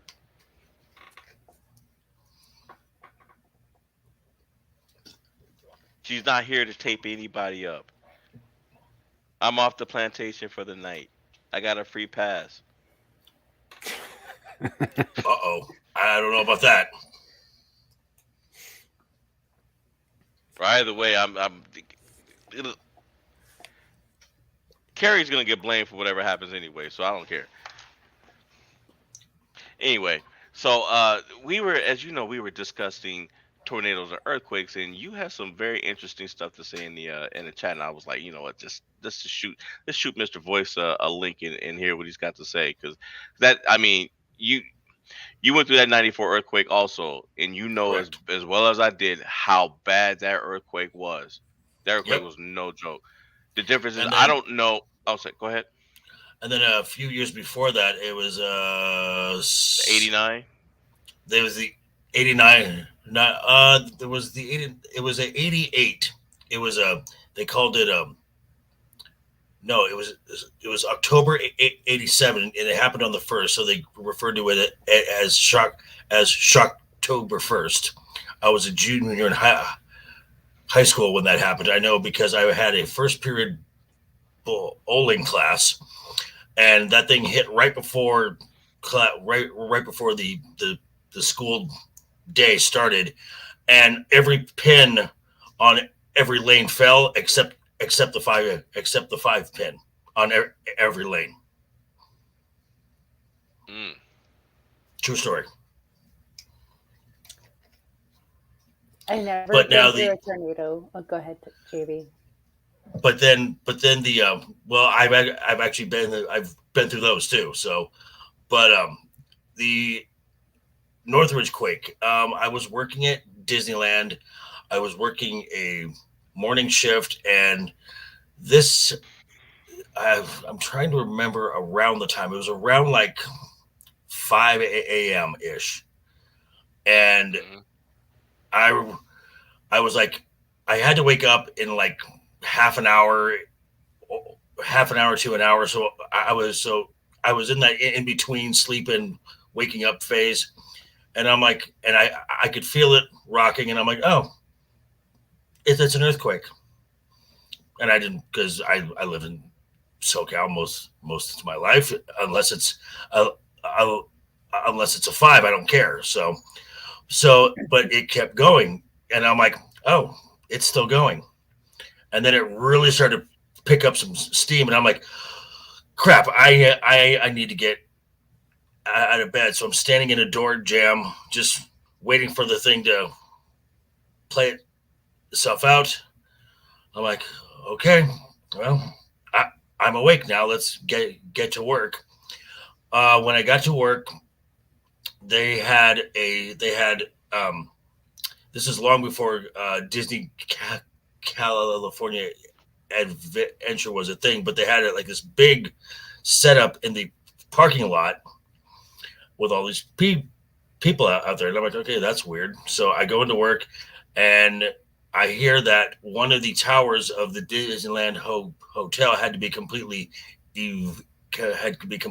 evacuated because there was about a 5-inch crack that went all the way up the tower. Yeah, I'd get out of that hotel as well. Hell yeah, I've been gone. Mm-hmm. But I do remember where I was. I was at home asleep. And where did you live at that time? Where did you live at that time? I lived in LA, and okay. but yeah, my house, I don't know how, but the only thing that happened, the only damage that we sustained was a bottle of hot sauce flew out of one of the cabinets, and that was it. Wow, nice. Yeah, you got lucky then. Yeah, but that thing woke me up out of my sleep, and I'll tell you what, it is a scary thing to have a Rottweiler that is startled, is scary, is running around in the dark, and is so frightened that it does not know who you are. I had a Rottweiler, and bitch. Okay. Wow. I think that was I think that might have been aimed at me. Oh, gotcha. Okay.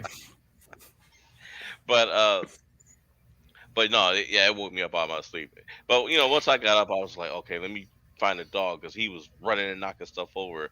I got him settled, and then next thing I know, there's my mother calling me from work. She went into work, and she had just gotten off the freeway like seconds before it collapsed. Oh wow. Yeah. So yeah, the 89 was the San Francisco quake. Yeah. Okay, yeah, that one. Ooh, that was nasty. I was just born. Thanks. Wow. So that earthquake was a foreshadowing of your coming destruction into the world. Yes. Wow. Hey, it's Nomi. Let's make the Golden Gate Bridge shake like crazy. Let's make the Golden Gate. Let's make the Golden Gate Bridge collapse in some spots and crush people. Good. Okay. That's right. It did. Mm-hmm. Wait. So, Mira, did you want me to say it with a little more inflection or something? Or the voice act. Give me some direction, some motivation here. What are we talking here? I think she likes the way that the last time she was on panel with you, you said it with the stutter emphasis on the beat. Oh yeah, that was hilarious. Oh, well, unfortunately, stuttering I can't just turn on and off. It doesn't have a switch. So, sorry, no, my dear. But I could say like this, Larry, you're being a little bitch. Wait a minute. That's right. Did I stutter this time? No. I'm curious, actually, JD. You are a voice actor. What other voices do you do? Some of my favorite voices do.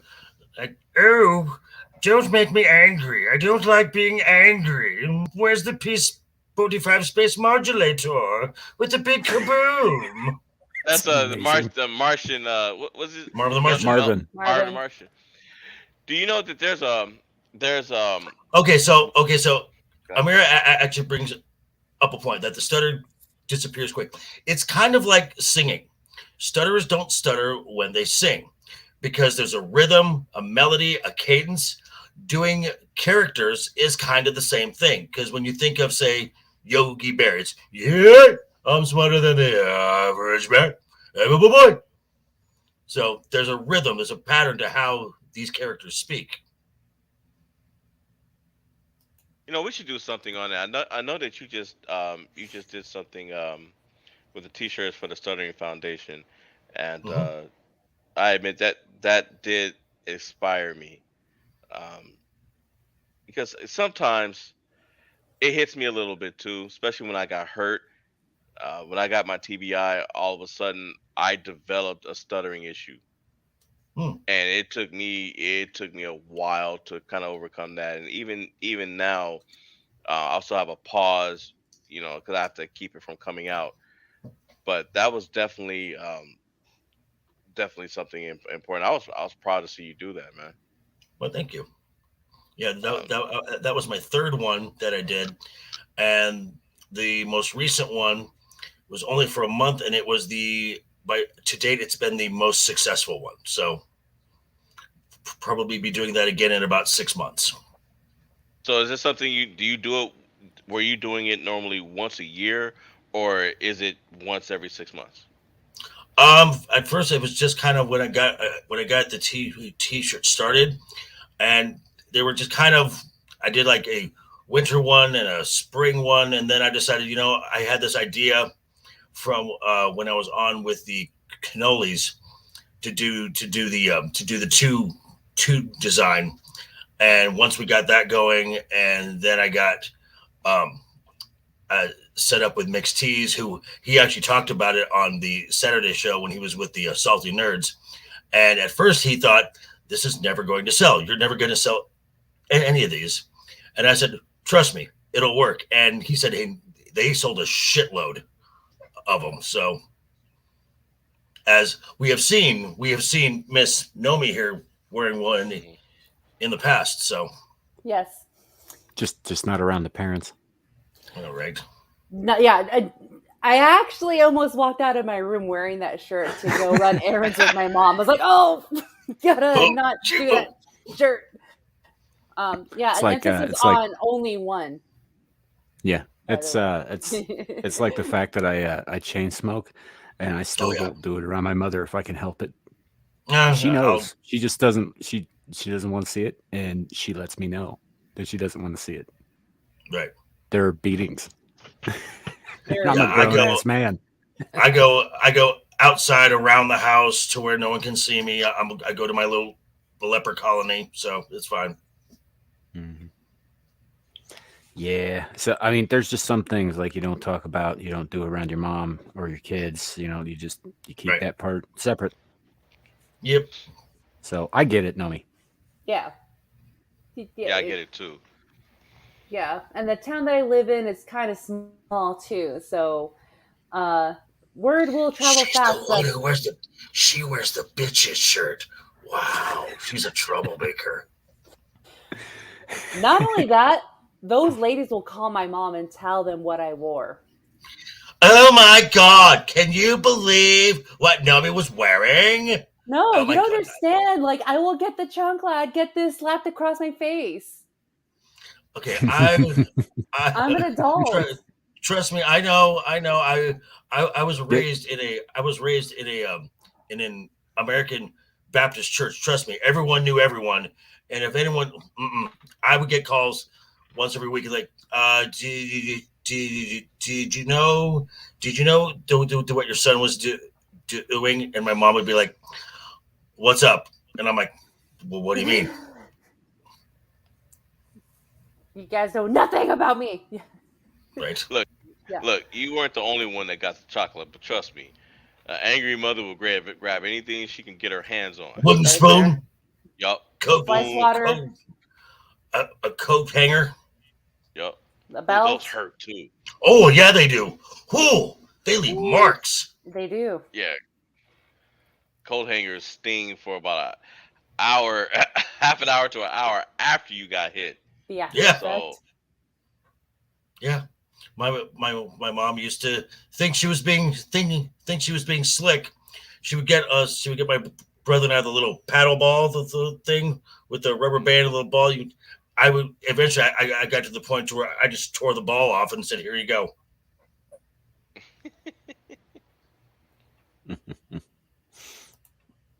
Fetch a switch. fetch a stick. Grab a Oh, switch. yeah. Fetch a stick. Yeah. Yeah, Go- and go some out to parents they the, catch on to it because it's like they're sending you to secure your own doom. So you get Yes. the weakest branch, and they're like, "Nope, go grab that Nope. one over there." The one that's I took. green. Yup. I want the green one. Sometimes they would let you keep the super slender one and let you think that was going to hurt less, Uh-huh. and it didn't. It never did.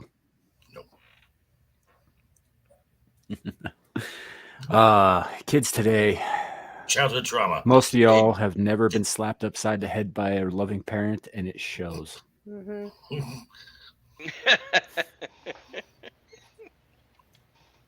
Where is Shadow? You can develop a lot of art Sleeping. with the pain that you've endured with love. In Shadow's case, Yeah. I'd say he's probably been beaten pretty good. Doesn't Didn't show. do anything. I knew you were gonna say that. I knew you were gonna say that. But Samuel knows. What does Samuel know? Nothing. About switches. Well, I mean, To you a must have degree. liked it. You must have liked it though, Samuel, because you ended up going into the MMA. So Well, all right. So let me explain that. First of all, I wasn't professional at all, as I think I've mentioned before. Never got paid for it. It was all off books. I was never in any registered tournaments or anything like that. Never had a professional any title card. It's just something I did for fun. And my mindset was not entirely healthy, although my body at that time was probably the healthiest it has ever been, in the best shape of my life. I was all about someone getting hurt, and I didn't care if it was me or the other guy. Mm. As long as somebody was hurt, I was happy. And I have there are a couple things I have going for me, because my technique was not the greatest. It got better over time, but it was not the greatest. My ground game sucks. I'm a striker, which is owing to my size. I was a slender 6'5" dude with fucking reach like nobody's business. I mean, hell, my Tentacles. knees, Basically. my knees would reach most guys before their fully extended punch would reach me. Wow. I'm a lengthy Gangly. dude. And I had a stupidly high tolerance for pain. My shins were at that time hard and nearly sharp. And by hard, I mean you could kick him and kick him and kick him, and you would do more damage to yourself than you would to me. Okay. So I had a few advantages like that going for me. I'm partially double jointed, so I could get out of more things than I probably should have been able to, in terms of like ground game, and all that. But yeah, you put me in a cage with somebody, and one of us was going to bleed. All right. And I wasn't You're particular as slender, to, man. I wasn't as particular to who it was.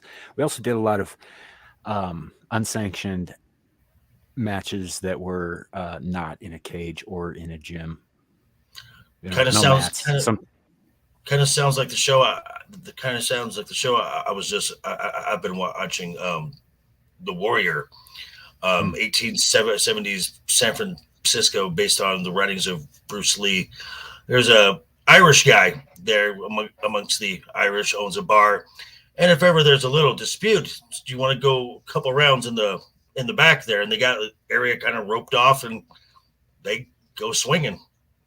Yeah. Well, we had a basement that wasn't particularly high, that had a very thin layer of carpet over concrete. Oh, wow.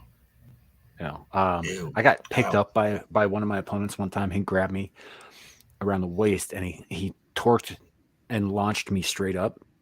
Right, kept a hold of me. He was slamming me down to the ground, but the force that he did it with, my right leg, the foot hit the ceiling, bounced off the ceiling, and then hit the concrete floor all before I had a chance to come down.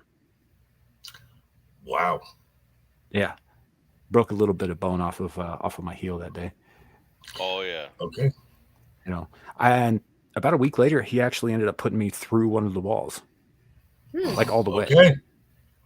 He won that fight, by the way. After I ended up on the other side of the wall, I was like, "Yeah, I'm done. I'm done. You win." I would hope so. I'd be like, you know what? No, I'm good. Yeah. But no, I did a lot of that stuff, and it was fun, and I was in great physical shape. Although, between rounds and stuff, you usually had to wait like 6-7 days to heal before you could do it again. And there were some bones broken, some bones chipped, and some things that I have never properly taken care of that are going to cost me later. I've got arthritis issues now in my feet and my hands and my ribs and my shins. A few breaks that I set myself, which, by the way, kids, don't do that. Go see a doctor. It's not smart.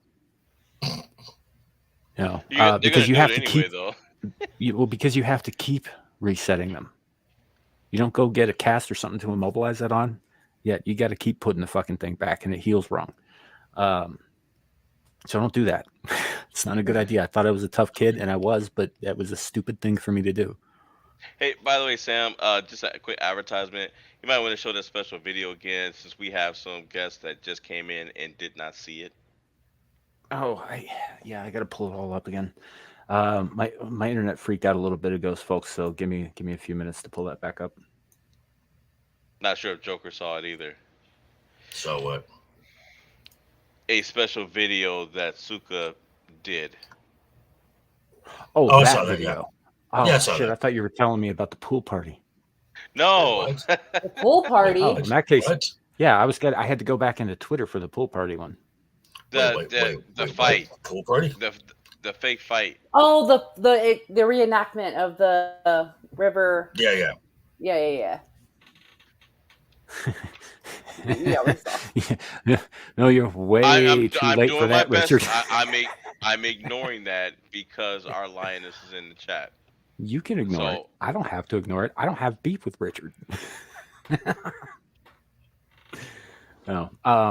But yeah, if you guys are curious, we got a thing sent to us for Amira by Suka the other day that we did show at the top of the show. We'll, I can show it again here if you like. It's not overly long. It's about 1 minute and 15 seconds.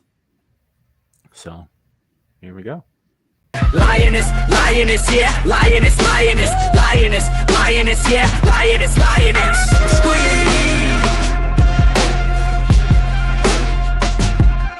Yo, Amira, the exiled lioness, fierce and bold. She and her light of pride, a story to be told. You heard? Lioness, yeah, lioness. Larry better watch out, babe, or be with them. Your 20 corner waits, she'll place it. Watch your match, you send it to the naughty corner. Naughty corner. I must increase that is strong, no tape on her face. She don't take me up, she'll take you up and put you in a naughty corner. Lioness, yeah, lioness. It's a lioness. Balance and tradition, not a Muslim break. She Muslim girl, good Muslim girls, but a living break, she's good. Bring it to the naughty corner, off naughty corner. Now Fuka, roar for the lioness. Yeah, she's the lioness, exiled lioness.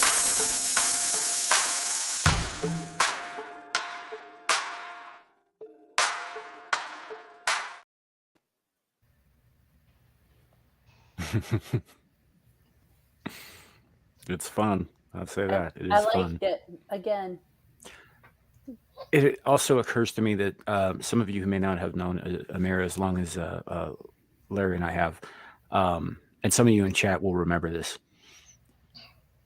There was a point about 2 years ago where one of her cats was messing around with things in the back, every time she would go live, you know, he would try to tear down the Venetian blinds or tear up the carpet or something.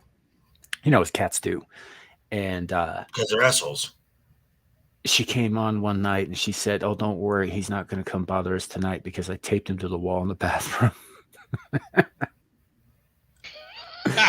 Which is, so that whole like Linus will tape you up thing refers partially to the taping with the makeup and all that stuff to make yourself look, you know, younger, as some women do, but also I think to what happened to that cat, or at least what was alluded to have happened to that cat.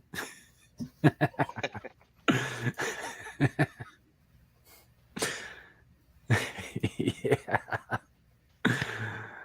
Oh, good times. Richard's like, what?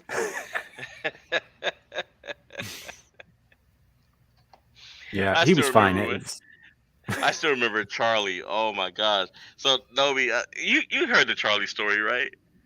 When I she don't think put I Charlie, have. she put Charlie in the naughty corner, and Charlie tore up her. I think did she have like a porcelain vase or something? Like Yeah, Charlie knocked over tore. porcelain base and it broke one of the heated marble tiles in the bathroom. Oh, yes, you did tell me that. Wow. I used to love Charlie because she would be doing video, and Charlie would go flying in the background. You didn't know what the hell he was doing. You just see him flying, and then you hear stuff knock over it, and the mirror would be like, "Charlie." I miss Yeah. that cat. He's around somewhere. Oh, but Make yeah, him- Charlie make would. him By more the way, babies. Charlie was the one who got taped. So And skinned alive, did he? Wow. Wow. this has got to be the most bizarre crew I've ever hung out with. Nah, not upset about anything. I was What just up? more quizzical at that rap song. As a dog with the curious face, that's me right now. Oh, fair enough. Fair enough. Yeah, Fair enough. that was something that Suka put together and then emailed me the other day and to get it to Amira. So yeah, you did shave him, and that's why he broke your bathroom. Yeah, she shaved him and was put him in mad. the naughty corner. Yeah.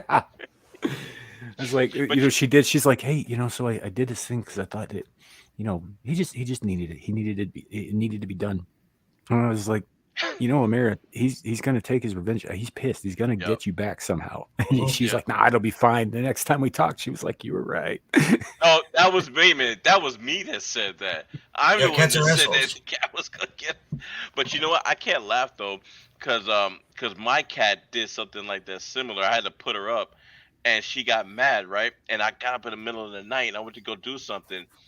And you know, Joker, you know when your eyes are adapted to the dark to a bit, you can kind of see shapes and stuff, right? Mhm. I'm walking and I just happen to look down, and all of a sudden I just see this critter with a tail, and I swear I saw a leg kick out, and that little bee tripped me in my bedroom. Tripped me, I hit the floor. Just missed the dresser. Yeah, I remember when my ex-wife and I, we had a cat we had a cat, and then we brought in a little pug, and the cat did not like the pug. Cat did not like the dog. Cat was very upset. So one day I'm watching TV, and there's the back of the couch. I didn't see the cat walking along the back of the couch, and then swats me in the head like 7 times. Pa, pa, pa, pa, pa, pa, pa. Ouch. Mhm. I see some cats do some crazy stuff. I saw a cat beat up a pit bull. I saw a cat beat up a cat beat up a Bouvier. A cat beat up a Great Dane. Oh, cats are gnarly. I saw a cat. There's a cat named what's the name of the cat? There was a cat in Florida that was known for beating up alligators. Yeah, and I it had a never lost a cat. fight. It never lost a fight. Like it I had a beat up a bunch of alligators.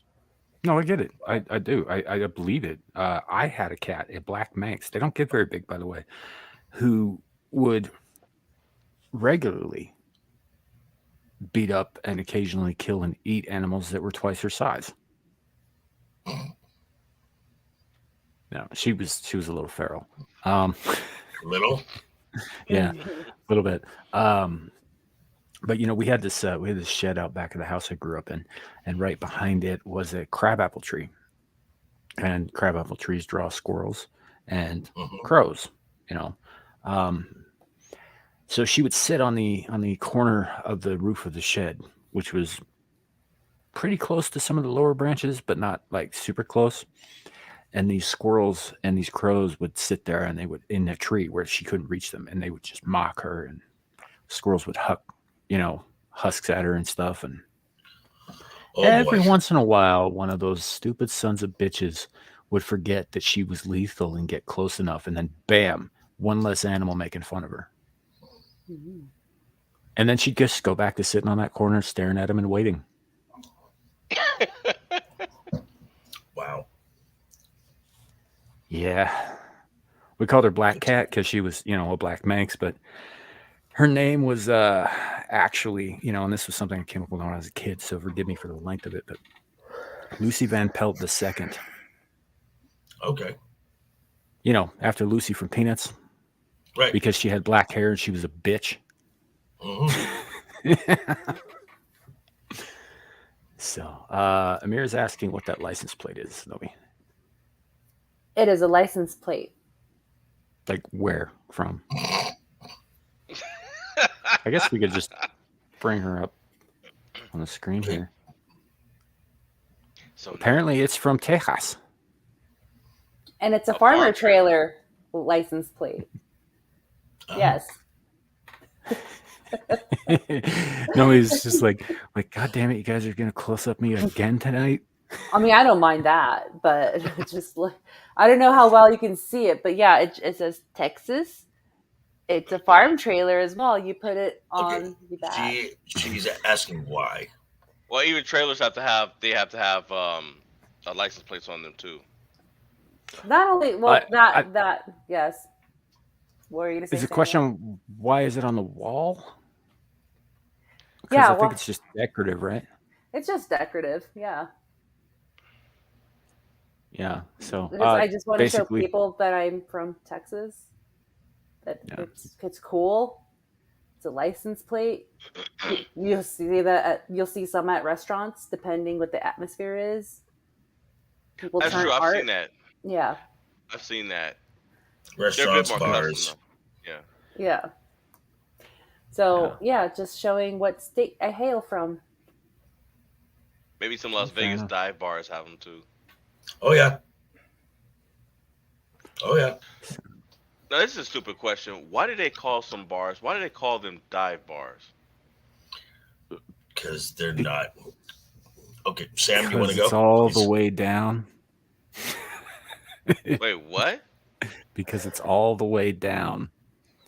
Like you can't get any lower. Right. Okay, so what? Like you're drinking from a dirty glass. Those stools will like break mason jar kind of stuff. Yeah. Basically, if you're in a dive bar, it means that you've gone just about to rock bottom. Yep. Right. And but people see the light. Sorry. You can make the best of friends or the worst of enemies there. Yeah, sometimes they have swingers clubs in the basement. Yeah, well, we don't have a lot of basements in Vegas. Now the term is at least out here, it's used more for like a mom and pop. It's a local neighborhood.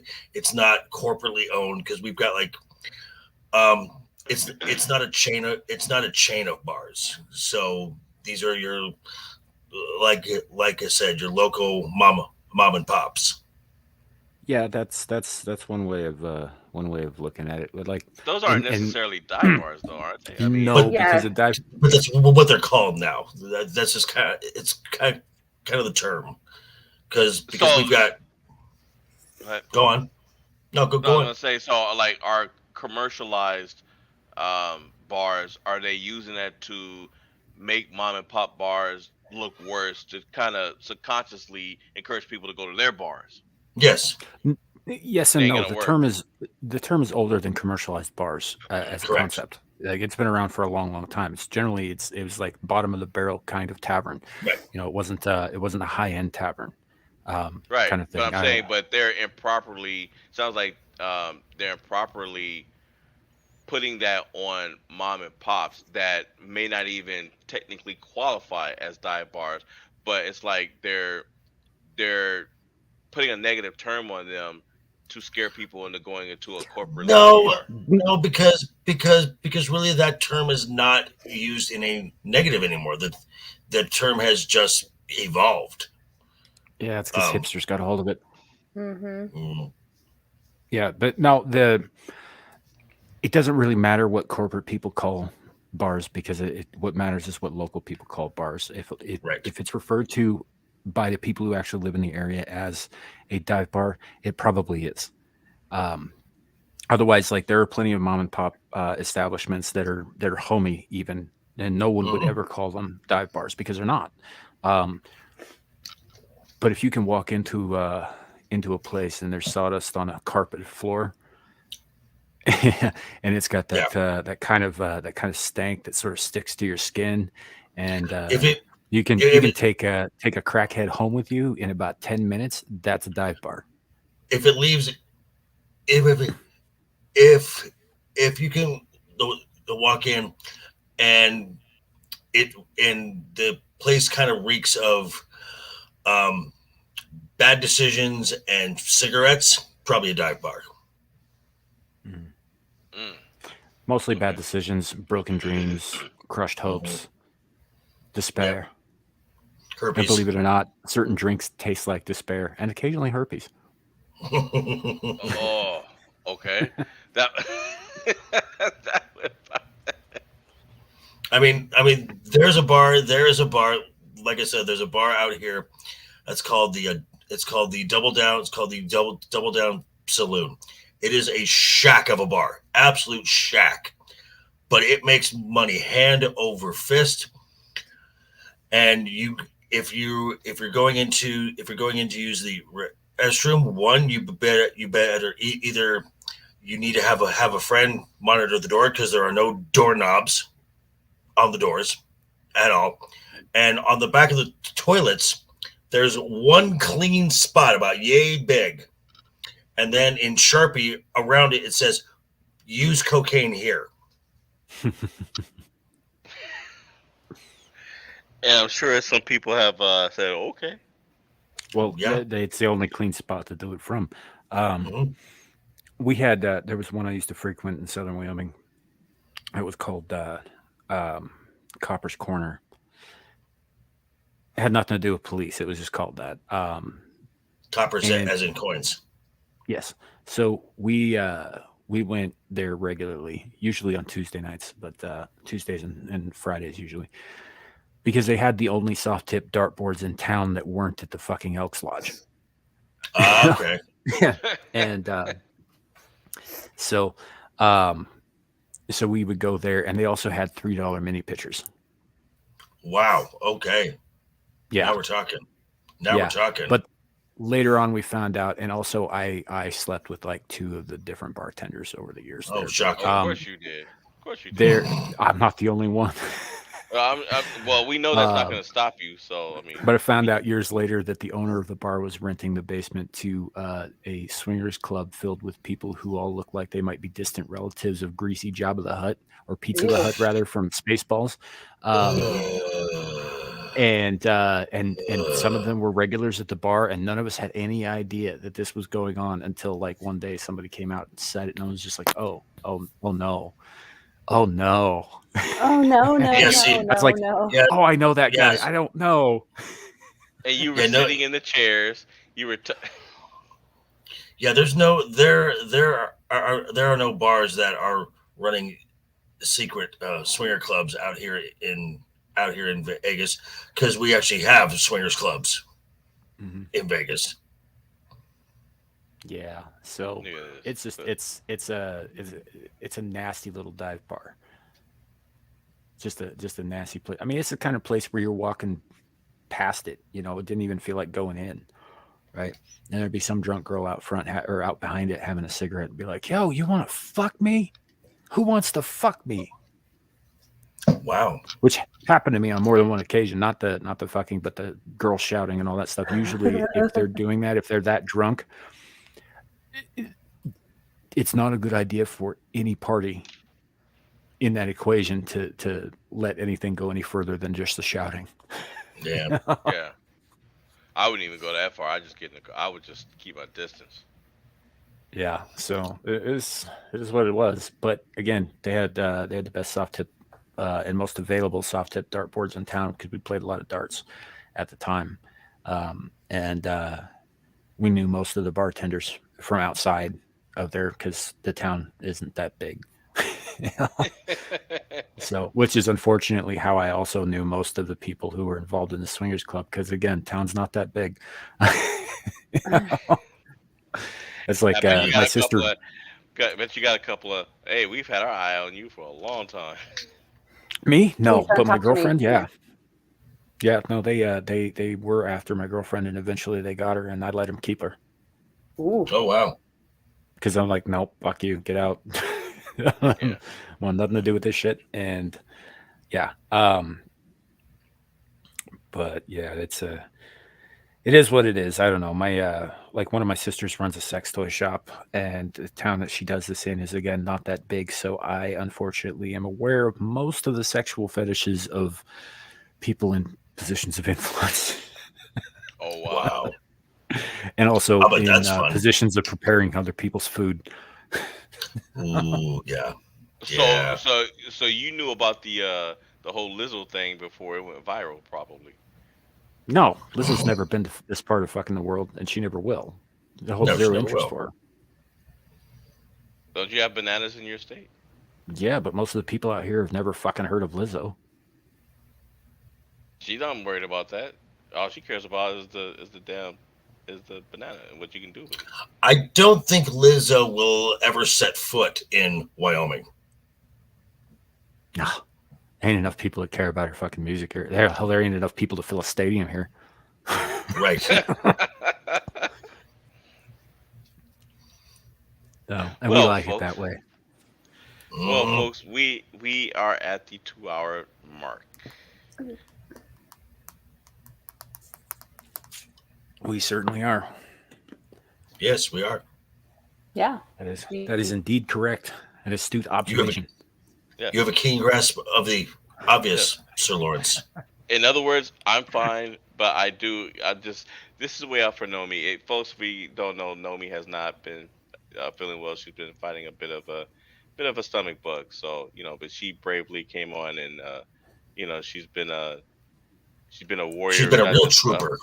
Yeah. For I us haven't and for eaten all day, everybody. guys, so I'm actually pretty surprised of how well I'm doing that I haven't eaten all day. So yeah, because if you guys know me well enough, Depends. y'all have seen me cranky, and I'm not a pleasant person when I'm cranky. So I'm She'd sick be if angry. I'm sick if I'm not biting off Yeah. my panelists' heads. So yeah, because I get sassy. Yeah, I just brought it up just in case if you needed to go and rest or whatnot. So Well, I I'm want to see fine. that probably- video. I want to see that video. Yeah, we could probably wrap it up hereabouts and all that. But before we do, I do want to answer Richard's question. Do we all ever drink while live streaming? I will don't. occasionally have a shot. I only ever got drunk once, and that was the New Year's Eve stream. It's still up. Well, I have And I to wasn't the admit, only one drinking. Yeah. Well, I have to admit there is a pretty good brand of seltzer water that I drink before I start. Gets a little loose. But yeah, I will have a shot once in a while. I had one the other Yep. night. And had one for Captain Corey. That sort of thing. But I'm not typically. I don't like being out of control in public, and this is about as public as it gets. The whole world can see this. So, True story. But there's if you go back to the New Year's Eve stream for Screaming into the Void, Sasquatch and I, and there might have been some other people on who were drinking, but I think it was mostly me and him. And there's about an hour and a half long argument about whether or not Starfleet is a military organization. Starfleet is a military organization. I know that. I was arguing for that. Sasquatch was arguing against it. And he and I were drunk, and Kat was there, and so was Carrie, so was Chow. Cat It was was a there. whole mess of a thing. Oh yeah, I remember that. I wasn't there that day, but I saw it afterwards. But I did address it. I addressed it on Abyssal Musings the next week. I remember that. Mhm. Yeah, But I so say it was fun. Nothing too crazy, just some friends arguing, and some of us were drunk. boy, Uh, it didn't sound like it was friendly. Like it was just a friendly argument. You guys were going in, and even Cat we're was all getting upset. Cat was sober. we're all still friends, aren't we? Yeah, but I'm saying, but I mean, dang man. I mean, I only the anger that I saw, I've only ever seen come out when somebody plays dominoes and loses. Mhm. Wow. Yeah, I had an uncle that lost. They were playing teams, and my cousin didn't do something that he wanted him to do, and they ended up losing. And my uncle got so mad that he got up and he had a suit. He got up. He was so mad. He got up, called my cousin the N word, and said he was sick. Took his blazer, put his blazer on inside out, left, and didn't talk to any of us for 2 days over a game of dominoes. Wow. Alrighty Yeah. then. See, it's different for me. Like when I was talking about the cage fighting thing, that's not how it started. It started with just me and my buddies beating the shit out of each other. With a red crowbar. Well, no. Usually we had other things for that, um, but that's what it was. Was just we would get into it and we'd take our aggressions out physically and all that, and the rest of the time we got along just fine. You might be bruised, but you'd be in a good mood. Sounds like it. As far as I'm concerned, it was a pretty healthy interaction. Not everybody else saw it that way, but you knew that something was wrong between a couple of us if we weren't hitting each other. Oh. That person ain't right. Yeah, it's just how it was back in the day. So that said, JV, I'm gonna have to add your info in. I haven't done that yet, but I will add your link to the linkity link, what have you, and all that. But why don't you tell people where they can find you on the interwebs? You can find me at the Joker's Voice here on YouTube, at Los_Protege on X, Twitter, X, whatever you want to call it. Don't really care. You might maybe see me tomorrow on Screaming Into the Void, depending on what I'm doing that day. And yeah, I'm around. I recently passed the 500 sub mark. So if you want to keep right, so sub, watch my playlist, build those viewing hours up. And thank you to inviting me on. Yeah, no problem, Hey, no problem, no problem. Nomi. Don't get too excited there, JV. You can find me usually here on Fridays and on Saturdays, and it may look like I will be here tomorrow for Screaming Into the Void. And Mondays with Ryan and JV as well, talking about Game of Thrones as we prepare ourselves for the second season of House of the Dragon. And yeah, you'll see me around on the Twitterverse, Xverse. Yeah, I'm not calling it that. Yeah, it's still gonna be Twitter 1.0, because that's exactly what they just knocked it back to, just for some advertising. Yeah, we're gonna get into that tomorrow, not tonight, among other things. But yeah, I'm not calling it that until it divorces me. I know I've been saying that a lot lately, but it's true. I will call it X when it divorces me. I've been divorced twice, so I'm fine with it. Yeah. So. Oh my gosh. What? JV, are you looking at the FNR chat? Did you see what was just done to you and Ryan? No. You might want to look at the FNR chat. Oh, we don't usually pay that much attention to Twitter while we're on a stream. Yeah. JT just posted. Yeah. Well, hey, Samuel, we do what we want here, remember? Yeah. Jeez. Yeah. And what I If a certain feline can play Warframe, we can check. I don't know. I'd say Ryan got the worst of that. Yeah. He looks like a butterball Uh, chicken. We might show that tomorrow. Then. Thanks. Hey, well, then I won't be here tomorrow. Then you know, JV, everybody takes their lumps. Oh, I know. Everybody gets. I'm fine with it. You know, like this is the only real one that I have of you.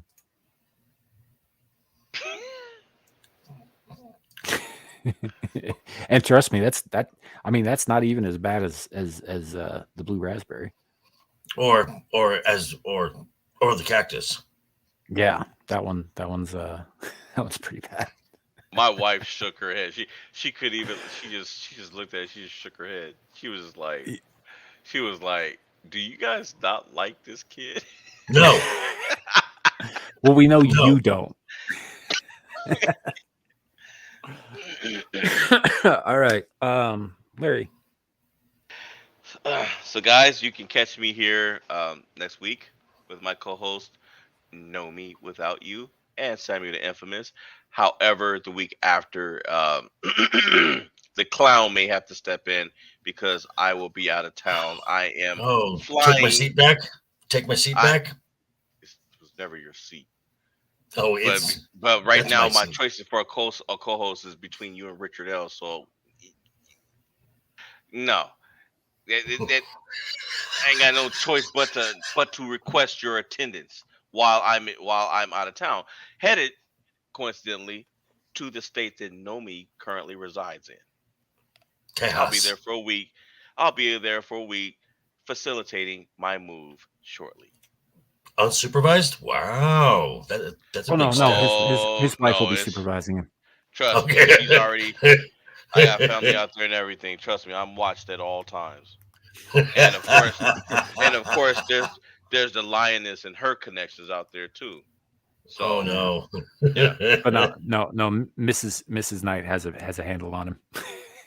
Oh, I'm. And she and Amira have become good friends. Oh boy, that is so funny to me. That's hilarious. They're actually a lot alike too. You are so screwed. You're fucked, dude. You're so fucked. So, all right. Well, in that case, I guess it's my turn. Obviously, you found me here tonight on Abyssal Musings. Earlier this evening, I was on FNR, Friday Night's Royal Rumble, with everybody you see here, actually, and some others.